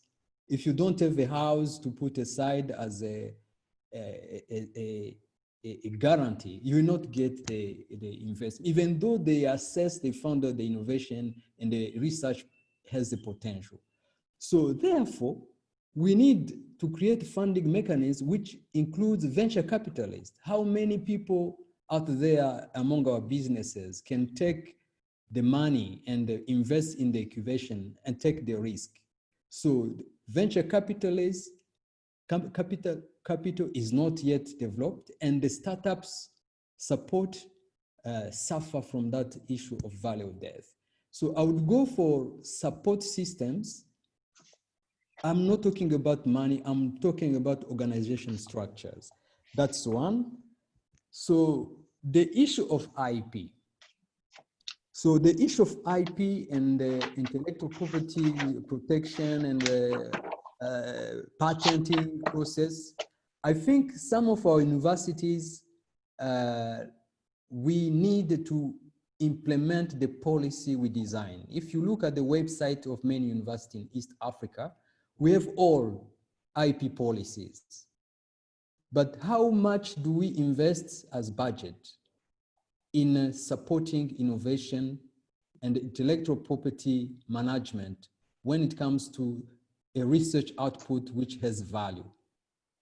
The other risk is a composition of the kind of partnership we are doing. I think there is a well-known report about partnership between among the researchers globally.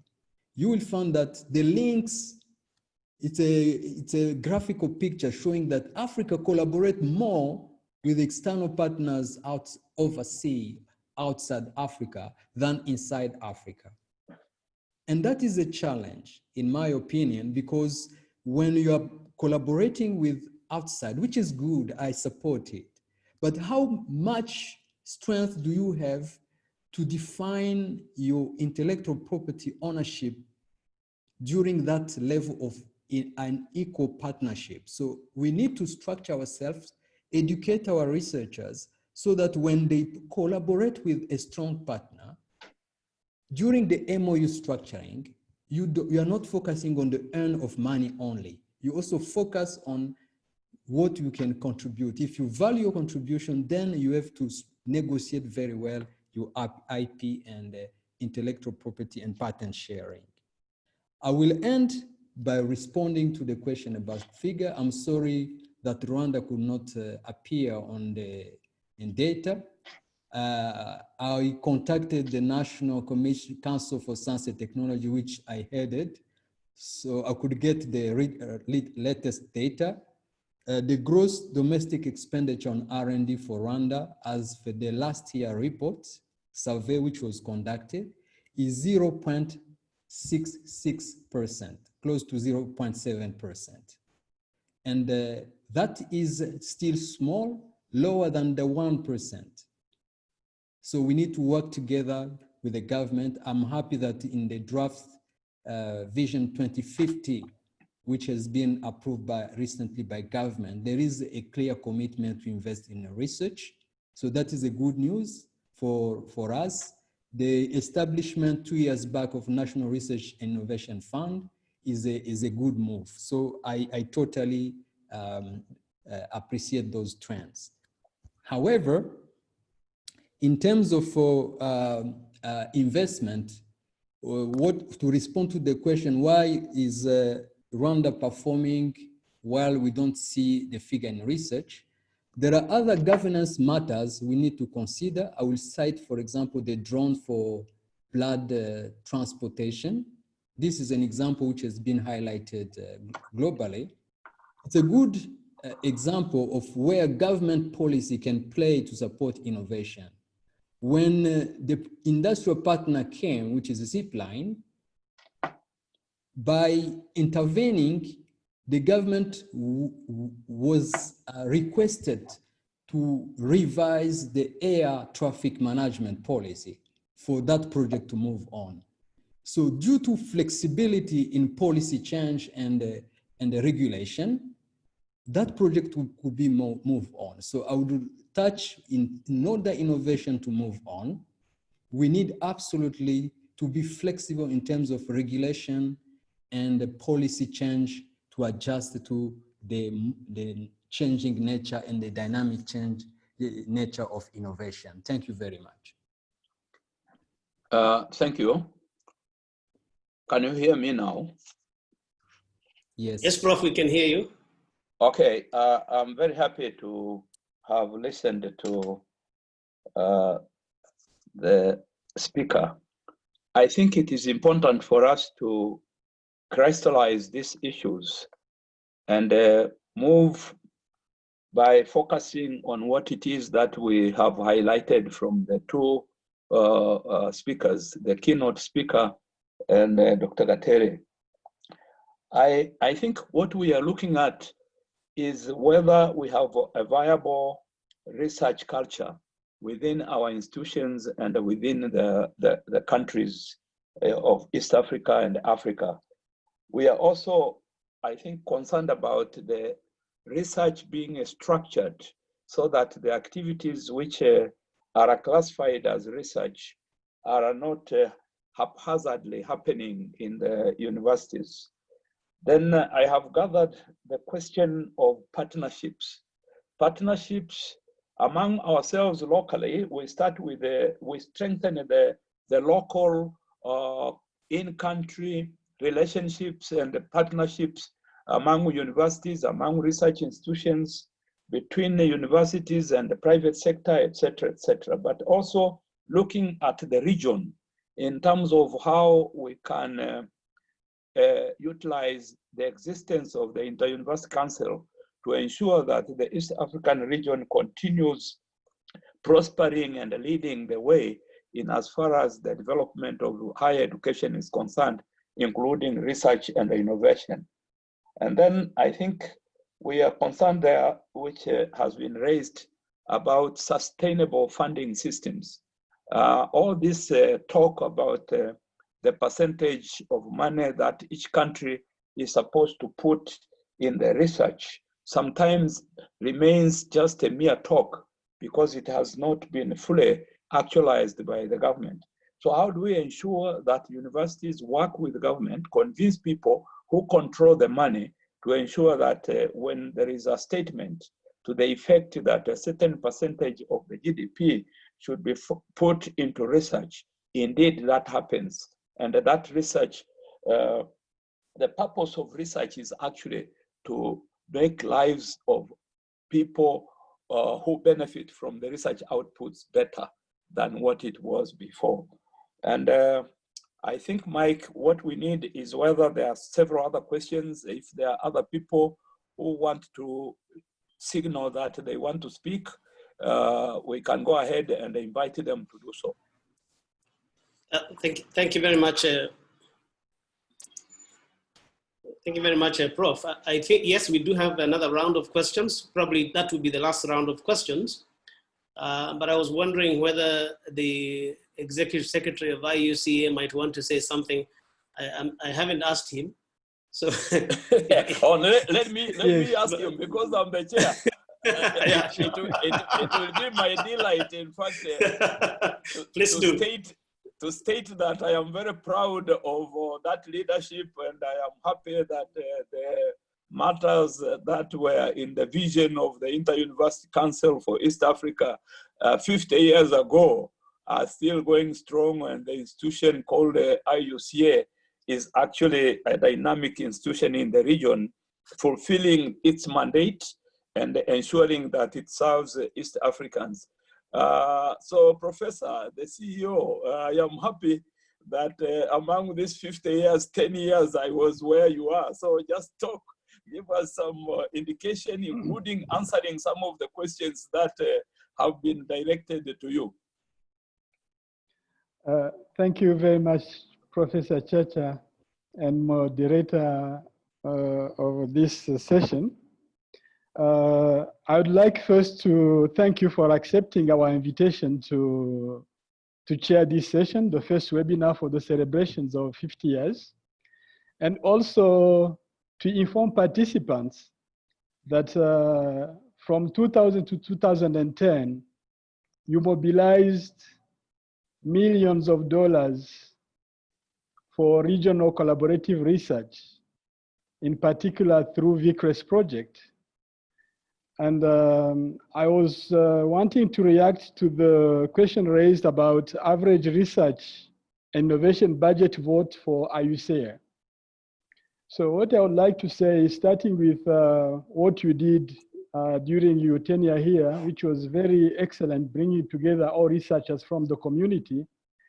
IUCEA continue to do the same, but we are not escaping to the trap universities and other research institutions in the region fall in.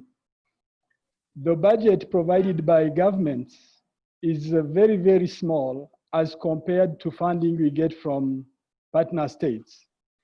Except that, as Professor Gatare mentioned, this time we are fortunate because partner states borrowed $149 million US to establish East African Centers of Excellence and promote postgraduate studies that involve research. I also would like to say that with the grant we got from the World Bank, we have established 4 regional incubation hubs, one for renewable energy in Rwanda, one for textiles at Moi University in Kenya, one for education sciences at Nelson Mandela, and another incubation hub, regional incubation hub at Mbarara University for pharmaceuticals. And there is also a funding we got from African Development Bank to start what we call Science, Technology, and Innovation Forum, which involves the organization of biannual conferences, in addition to a regular journal on science and technology for our researchers. But we thought that that may not be enough. We have to invest in human resources. So we mobilized quite significant funds for female students to do master's degree in African Centers of Excellence. As of today, we have more than 60 female students in those Centers of Excellence, funded by IUCEA. And through KFW scholarship, we dedicate 50% of scholarship to female students to do their master's degree as well. And we started the training for supervisors or postgraduate studies thanks to partnership with CATA and APHRC. So these are a few initiatives, but we got a grant from CEDA recently to undertake a study to better understand how best we can manage research and how best we can manage research institutions as research universities we are talking about. The study is to be conducted in a very recent few days, but we are waiting for COVID-19 lockdown to be left so that consultants could move across the region, collect data, and inform how best our region can manage research and research institutions. But let me share also from my past experience in other responsibilities, what I think about government funding for research. It is true that communication of scientists with policymakers is not that good.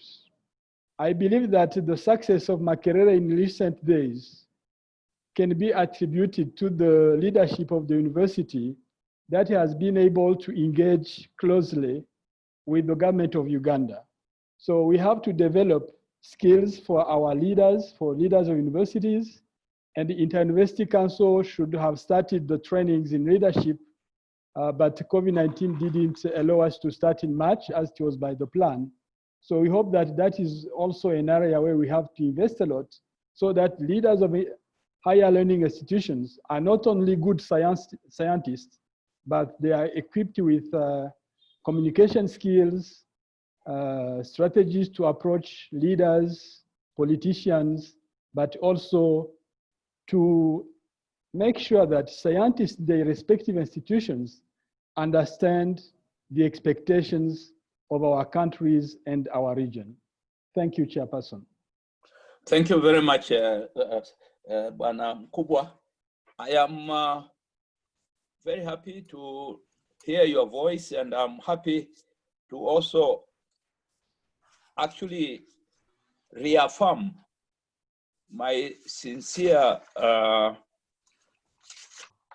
acknowledgement of the fact that the IUCEA has continued to be a viable institution. Under your guidance, we have been able to receive support from development partners, and I'm praying that we continue this way, and especially in the areas which you have said when there is some relaxation on this COVID restrictions, you'll be focusing on, including the continuous creation of leadership capacity in universities as far as the current leaders are concerned and those who will even continue leading these institutions.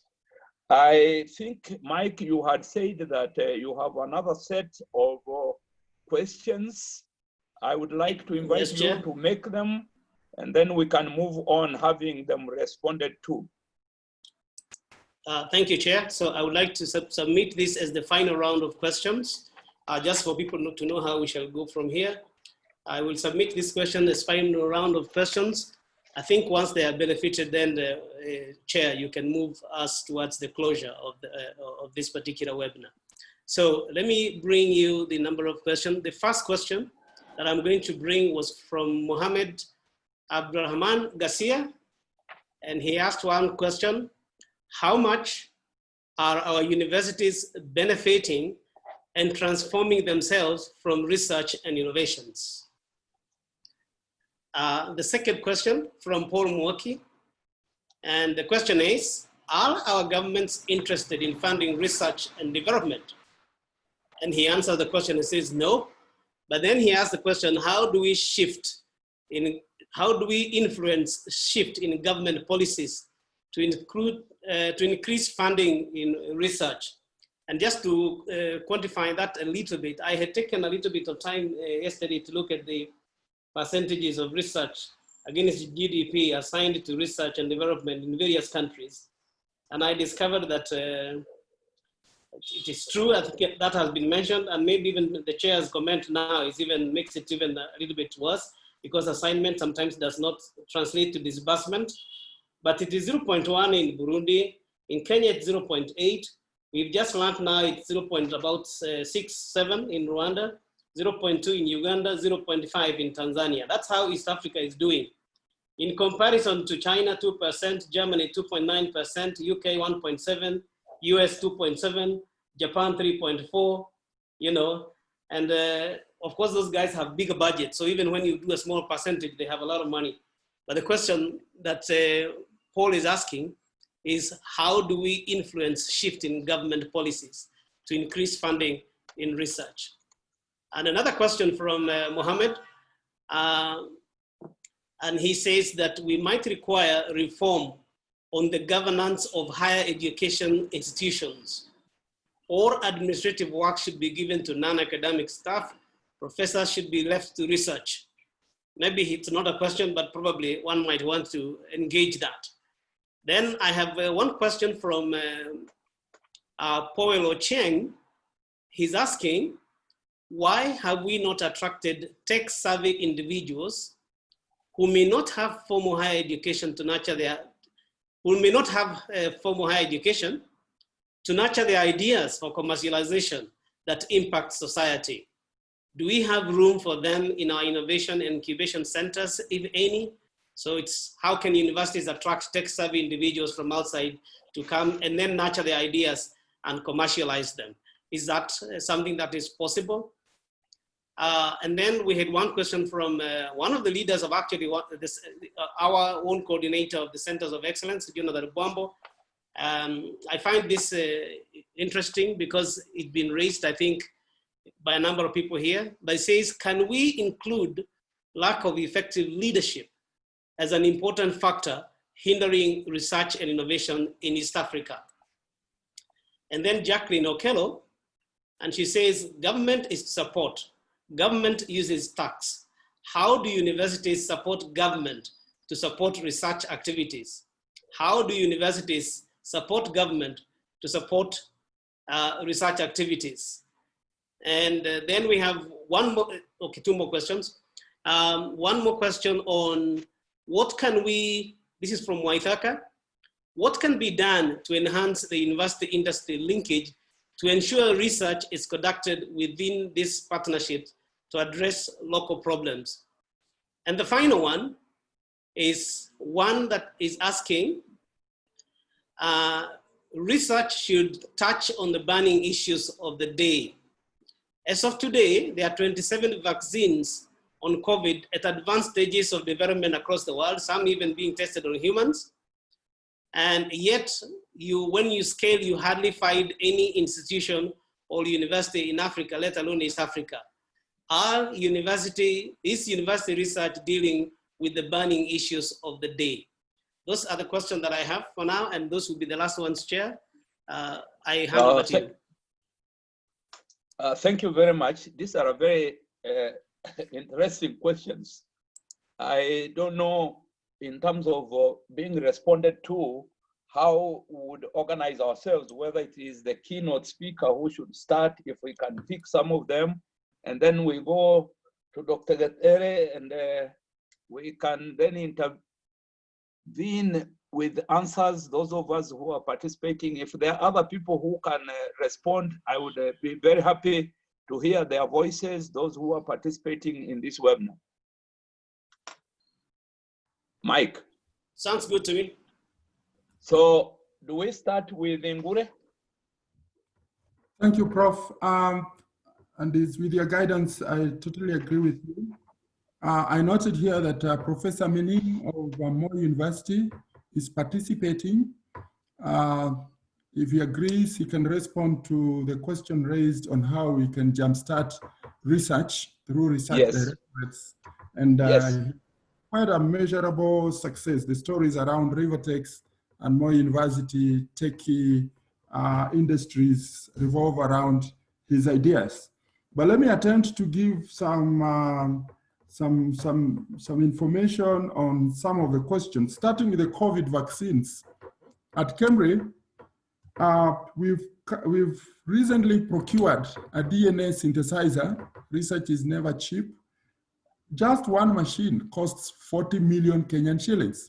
And the reason as to why we procured that is because we have scientists who have competence and they keep working with Oxfords and others to develop vaccines. So in the next couple of weeks, if not months, you'll see Cambridge dive into the deep end of vaccine development against COVID, among other efforts that I don't have time to refer to. But I agree with the person who asked, what are we doing, especially in as far as banning issues are concerned?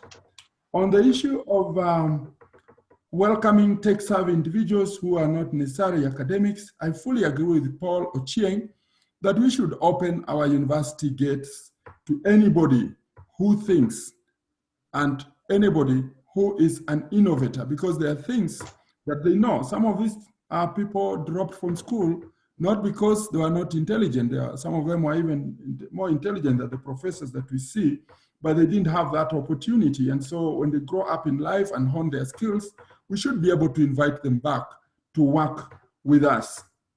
Funding research by government. I still am tempted to go back to what I said. Government, in my opinion, has not found relevance in the research that universities do. If I had time, I would have given you one more slide to show you what the funding landscape in Kenya is about. If you look at the 7 ministries, key ministries that do different types of research in Kenya, those parastatals under those ministries receive a lot of money. The Caloros, the Kemris, etc., receive a lot of money every year from government. The reason is government has found their research relevant to what they do. My opinion here, with all due respect, is that as long as universities continue teaching, as long as universities continue doing research that does not resonate well with government, government will not find value even in entering conversations with us. We also raised the thorny issue of lack of accountability. Lack of accountability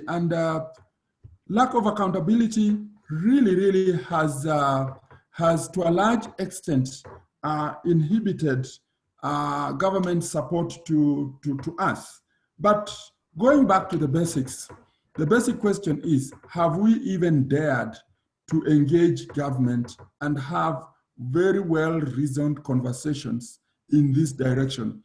If you can remember, among the first few slides that I presented was a case of Makerere University, where Makerere University has been allocated close to 1 billion Kenyan shillings for research and innovation. So all I'm saying is it's possible for us to be funded, but we should also roll our sleeves and look for other possibilities of funding.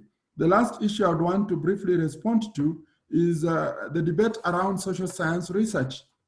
Yes, it's true that until recently, this was an area of very low priority for local funders, but I would say, and this is common knowledge, that social science now is much better appreciated. Anthropology, sociology, etc., is now fully appreciated, especially in the health research arena. And I invite the social scientists in the house and many more to consider working collaboratively with the hard sciences guys in what we call transdisciplinary and multidisciplinary research, so that we work together as we break the silos. If Professor Mining is here, with the permission of the chair, I can ask him to very briefly share the very beautiful story around Moi University Research Directorate. Back to you, Chair. Yeah, I think Professor Mening, you have the floor if you are in the forum. Thank you, Mr. Chairman, the moderator, and the distinguished professor and the IUCEA. I am Professor Mening, the Director of Research at Moi University. I hope I'm audible. Yes, go ahead. Yes. The question about industry linkage and university. We are one university with an example that one of the vice chancellors who left a few years ago took what we call a probability chance to acquire a textile mill which was run by government but had been put under receivership.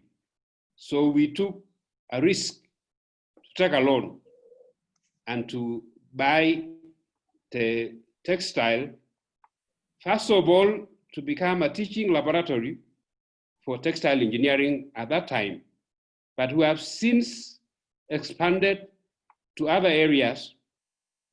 And we are one of the universities in Kenya who then won the Center of Excellence on phytochemicals, textile, and renewable energy, courtesy of the textile factory that we have as a research and also an avenue to meet the government demands in terms of garments and textile. But that also came with other facilities that we were able to put up an ICT technology hub, which is producing computers, handheld gadgets for the government. And I think one of the success stories we have had was the ability for the university to give us room. In one of the College of Health Sciences, we have the AMPATH project where we have trained research-sponsored office, and it is running autonomous from the university operations, and we have been able to attract well over 142 million US dollars from our North American, European partners, courtesy of that institution, but by addressing what we call relevant thematic areas for the Ministry of Health and informing policy. So it is possible, but I think lobbying, the way one of the speakers has talked about the leadership at Makerere University, I think governments also like to see solutions coming from universities.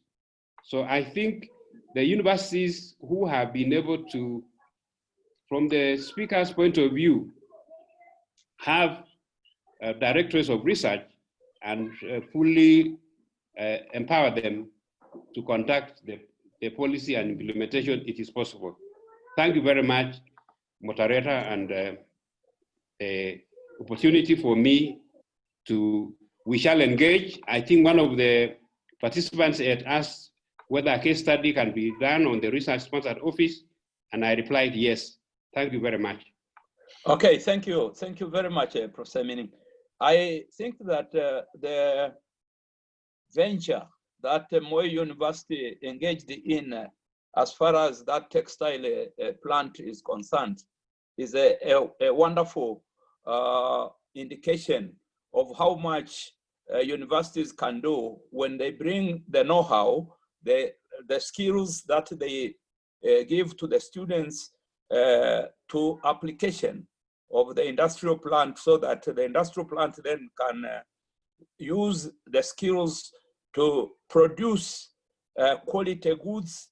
And at the same time, when these quality goods are produced, the universities can make money. There are some questions, Mike, which are still not yet addressed.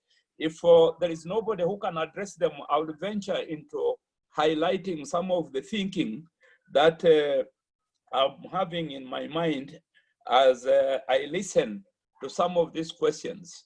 If, however, there are other people who might want to respond, including my great friend from Kigali, he can go ahead and then I'll come in.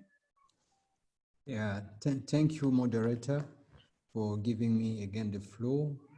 I think my predecessor, Professor Ngure and Professor Mining, they highlighted a major response. I think I would just highlight by giving more examples to stress on this statement made by Professor Ngure that the government will be interested to fund research as far as what we are doing is relevant.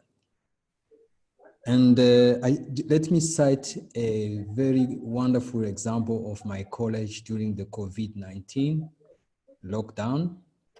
And the city of Kigali wanted to make a major soil testing in an area where they wanted to deploy a project, a habitat project. And we have the memorandum of understanding between the University of Rwanda and the College of Science and Technology and the city of Kigali. And I was happy, regardless the fact that it was a tight deadline because the project has some deliverables. I was happy to see that the Department of Civil Engineering was contacted by the city of Kigali and done the report in the shortest period of time before the deadline. And I received a positive feedback from the administration of the city of Kigali. And immediately, because of that confidence, the city of Kigali was interested to engage with the Department of Civil Engineering on another project. So that taught me one lesson, meaning that the city of Kigali approached us. But I asked myself, how many times we as academic leaders are busy approaching and showing government and private entities that we are able to do something which is relevant. So I respond to that question of tackling the day-to-day problems. Those are the day-to-day problems. I cite another example for our Department of Chemical Engineering, which carried out a countrywide quality check of the quality of the water, drinking water in wells. And that partnership was between the regulator and the NGO and the department. So, and I can cite many examples in health sectors and so on. The key message here to respond to that industry, academia linkages and government interest to fund research is that we revisit our model of where we operate. We go between the mix of fundamental and applied research because we know that promotion will always rely on how many papers we have published. We start now valuing grants as element of performance, innovation as element of performance, which was not the case previously, but also this kind of example of how do we engage in business. I like this model from Moi. I wish I could learn from that model. So how do we identify opportunities and grab them to enhance our operations? So I think those examples we are providing here are demonstration that it is possible. We need just to know the interest of each parties and engage in a much more productive manner by changing our mindset and be able to innovate and revisit. There, I want Chair to touch the question of leadership, academic leadership. The person who asked the question, I don't remember the name, was suggesting a mechanism of taking the academic staff do the academic and research, and the administration be run by non-academic. That was Mohammed. Mohammed, I'm a little bit tempted to disagree with you. We are in an academic setup, so we need to I think I give you my testimony. I've been trained in Belgium, and my rector was my teacher he was a lecturer of fundamental mechanics for engineers. And most of the time, he was not in the office because he was a research staff of the Department of Mechanical Engineering.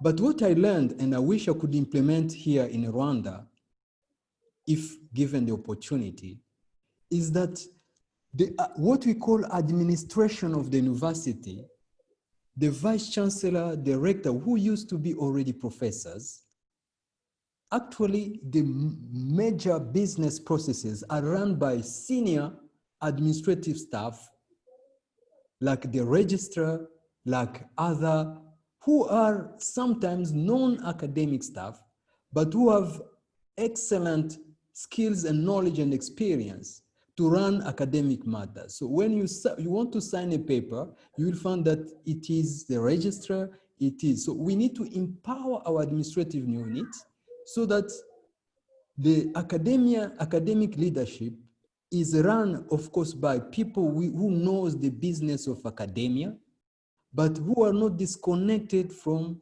academia.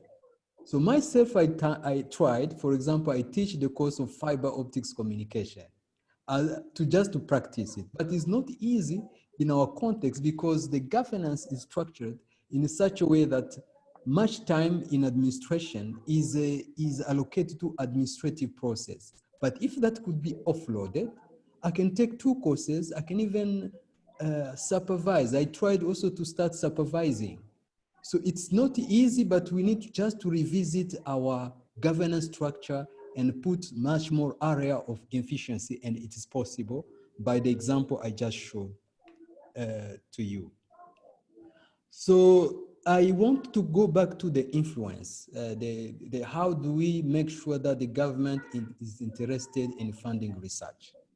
And then the answer, I'll go back to my introduction when I took the floor, is about the long-term research plan. I cite examples, and the example you mentioned are much more output for activities or a consultancy or a project. However, and that's where I like the idea from Uganda of funding Makerere around the research innovation. I think government and the academic institution and the industry should be federating around a very long-term research agendas. So the question here, how many countries in the region have a very clear and clearly articulated research agendas with deliverables and budget? Therefore, when I'm running a research on textile, as is the case in Moi, is it linked to a government strategic goal around the thematic area of developing the textile industry? Therefore, the budget you are generating is no longer a struggle to raise funds. It's a commitment to achieve a goal, a national goal. So I would go back to my statement, let us have articulated research and innovation agenda. The budget should be just an input to that. And our commitment and the staff development, investment in research will be together as a support system to achieve those goals. Thank you very much. I hope I completed my colleagues. Thank you. Thank you very much. I think you Chair, have, just a quick one. Yes. I am told that one other panelist that we're expecting has arrived. Yes. If you don't mind, I would just like to introduce him and ask him to, I think the discussion that we're having right now is quite close to what he was meant to say. Yes. If you don't mind, let me introduce him, and then we allow him a few minutes just to make some interventions, and then we can come to you. To concluding our responses to the questions. Yeah, let's allow him. Who is that? Let me introduce him if in a minute. Ladies and gentlemen, let me introduce a gentleman we have been waiting for, and I understand he has now joined us. He's called Paul Isaac Msasizi, and he is the Chief Executive Officer of Kira Motors Corporation. And he has worked as a lecturer at Makerere University. Makerere University has been mentioned here many times in terms of the link between government, university, innovations, and things like that. So I think he can share that experience here very well. He was key in developing curricula at Makerere University. He was a member of a team that was advising government of Uganda on most viable intervention toward realizing a vibrant higher education system in the country. And Paul holds a master's degree in mechanical engineering from Makerere University and has undertaken executive and professional education programs in the US, and he will be sharing about the experience of Kira Motors. And I think, Paul, as you handle this, you probably want to join into the one question that had been asked here some time before. Whether maybe that there are also quite a bit of research and innovations that is happening in the region. This question was asked by Leah Komen. And the question was, is it possible that there's quite a bit of research and innovation also happening in the region, but it is not known? So we are only seen as only taking research and innovation from other parts of the world, but maybe our own innovations are not getting enough visibility in the world. What can we do about that? So probably as you look at what kinds of experience you have had at Makerere, you might also want to look at that question. Paul, over to you. Thank you very much for firstly inviting me to participate in this very important if you don't webinar. mind, enable your video so we can see you.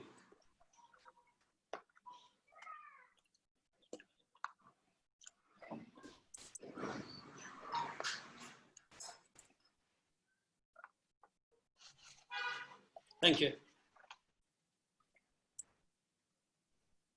Are you able to see me now? Yes, yes.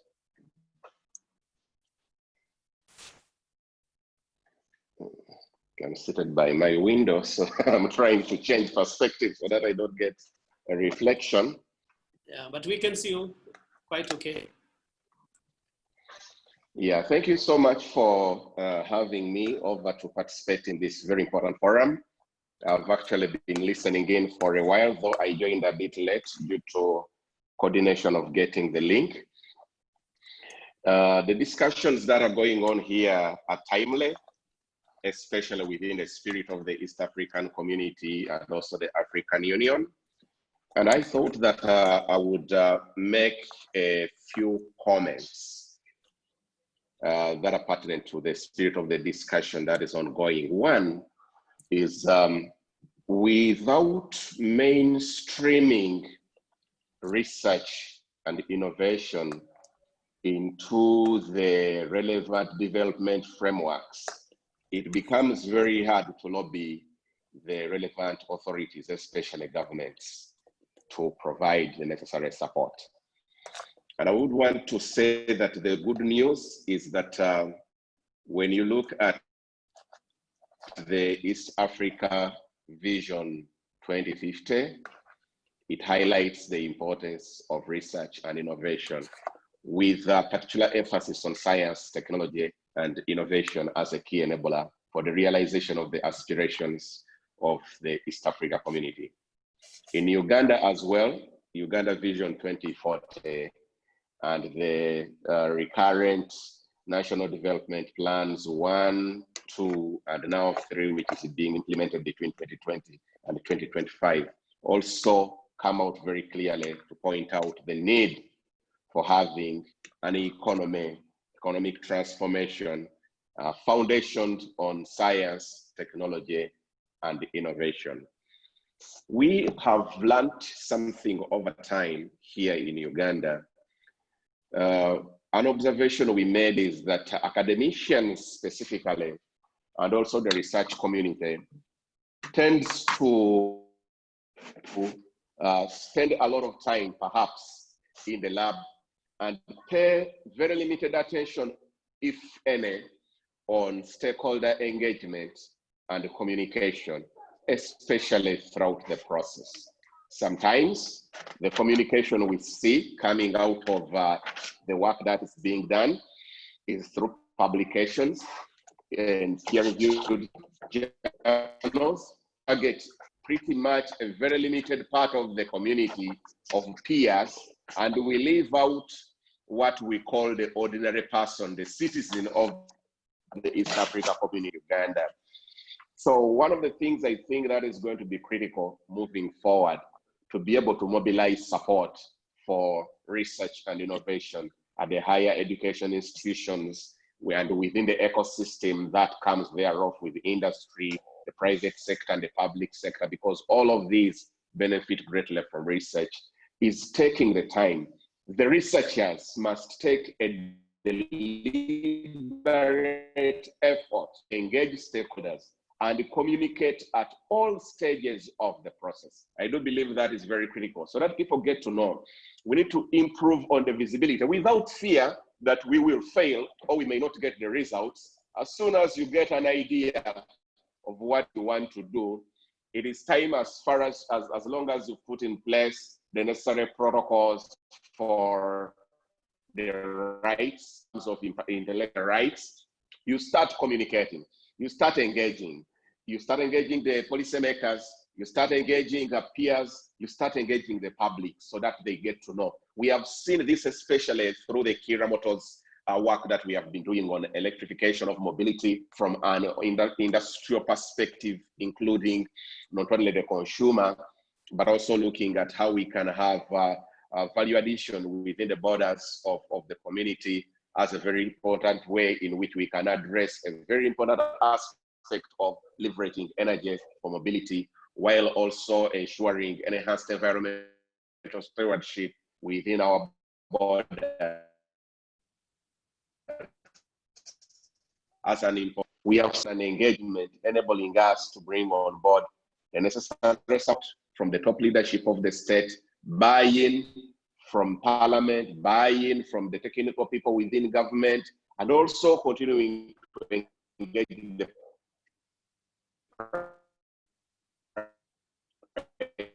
private sector. So of appreciating research and innovation is its destiny in changing lives, in adding value to society and community. So the target audience, therefore, needs to appreciate that there is value in what we do beyond the focus on traditionally the publications and maybe attendance of conferences and some little bit of getting the intellectual property rights here and there where they may arise. I thought that I would point that out.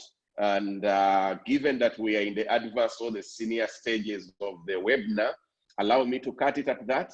And I'm happy to come back at a later date in case there is any specific aspect that you would wish me to attend to. I thank you very much. Thank you very much for your intervention. We were looking forward to hearing your voice, and I'm happy that you have added some good points to the issues that we were discussing. I think, Mike, I would like to highlight a few other areas which have been raised in the questions that came from those who are participating. There was a question about how the university can benefit from the research that is done by the researchers in the universities through patents. I think this is something which is very critical. We need to explore and establish and strengthen the relationship between researchers and the offices of intellectual property within the universities as well as within the countries. We should note the fact that when innovation brings new things to the market, the beneficiaries are the scientists, the researchers who undertook the research, as well as the institutions where those researchers work from. It can be very lucrative if it is handled professionally, and I'm hoping that already we can have some examples of individuals in East Africa who are benefiting from their research patents. There was also a question raised about the fact that we need a reform in the governance of universities, and that was very radical. It has been responded to briefly, but I would like to amplify that response, where the questioner was saying the leadership in universities should be left to non-academics so that all academic people can go to do research. I don't think that is a panacea or it's going to resolve the challenges that we are facing. I think it is important for us to appreciate the fact that university systems are very complex systems. They cannot be easily fixed by saying, if you appoint a non-academic to the leadership positions in the universities, you will solve some of the challenges that we are faced with as far as the administration and governance matters are concerned.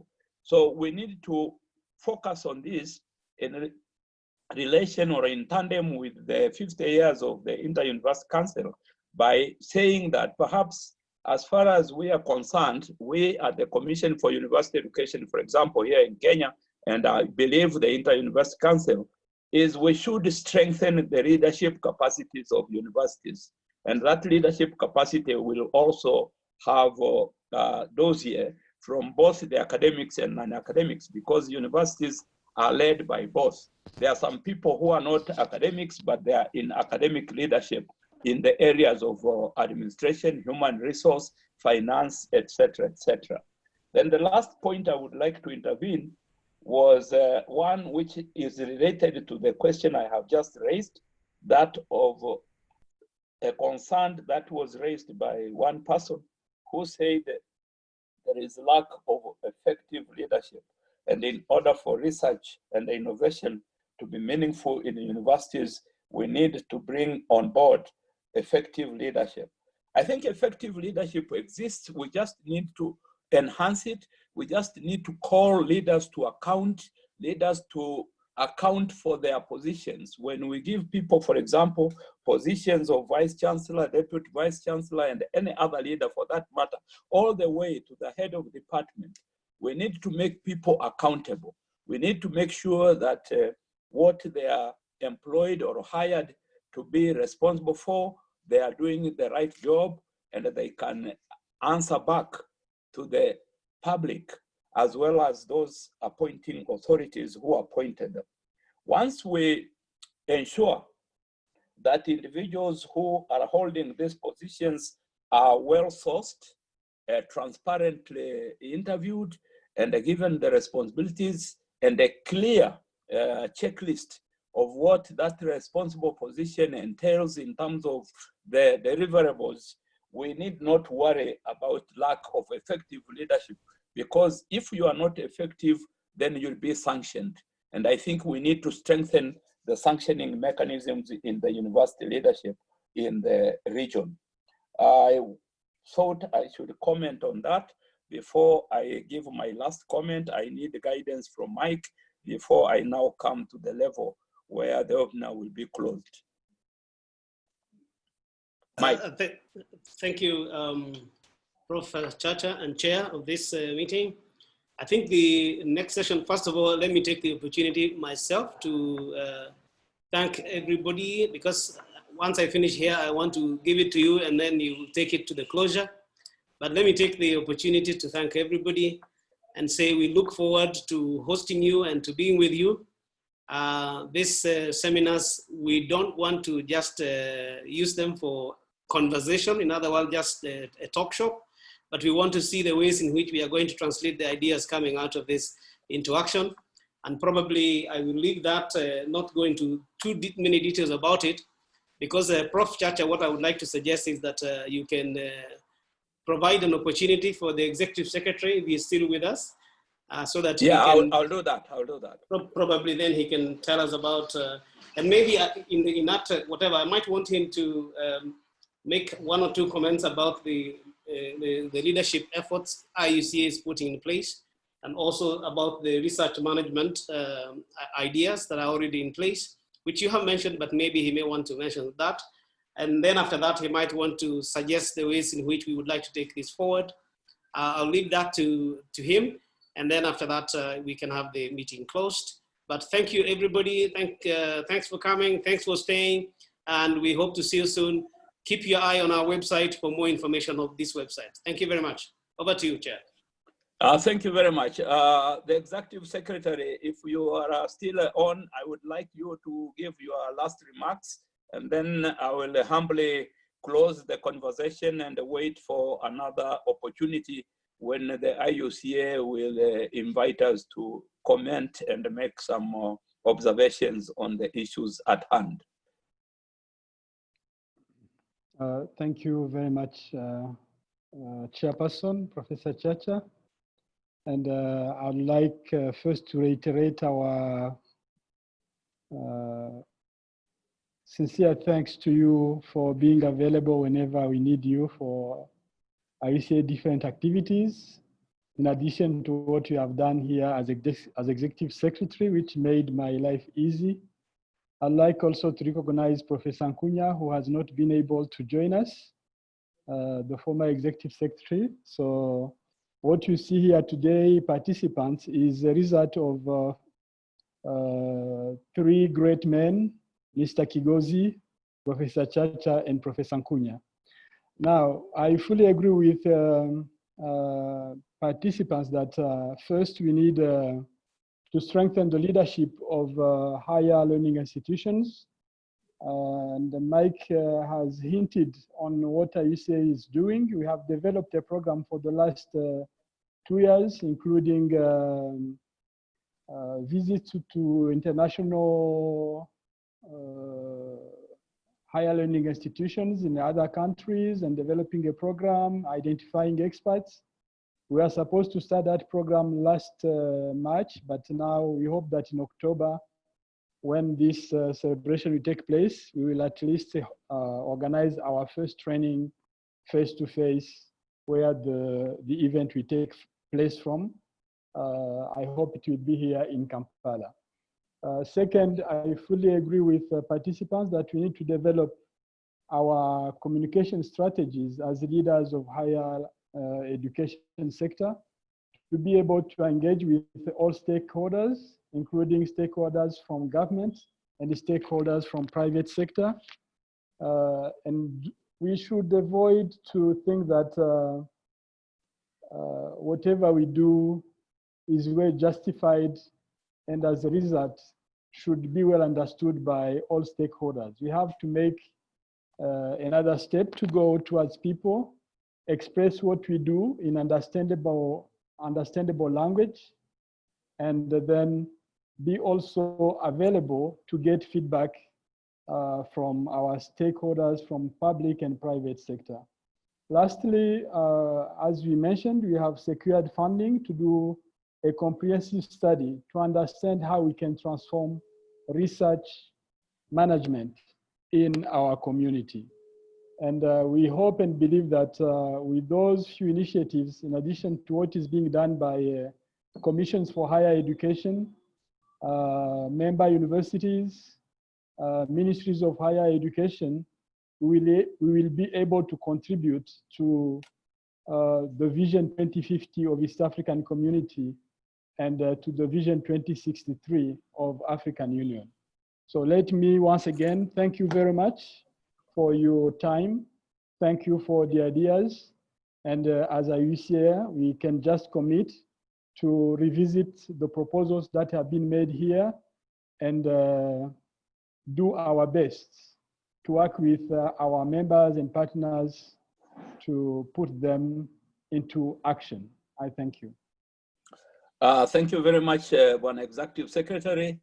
I think that it has been our great pleasure, all of us, to participate in this conversation. Conversations of this nature are very critical and important. We should mainstream them in the way we conduct our business. And I'm happy that it has attracted dynamic speakers and individuals who have also raised questions, are raising questions which we need to ponder on as we move forward. Asanteni sana, wana East Africa. I hope to see you soon. Thank you very much. And thanks everyone. Bye-bye. Have a nice day. Thank you. Bye-bye. Thank you. Thank you. Thank you. Bye. Bye. Thank you. Thank you.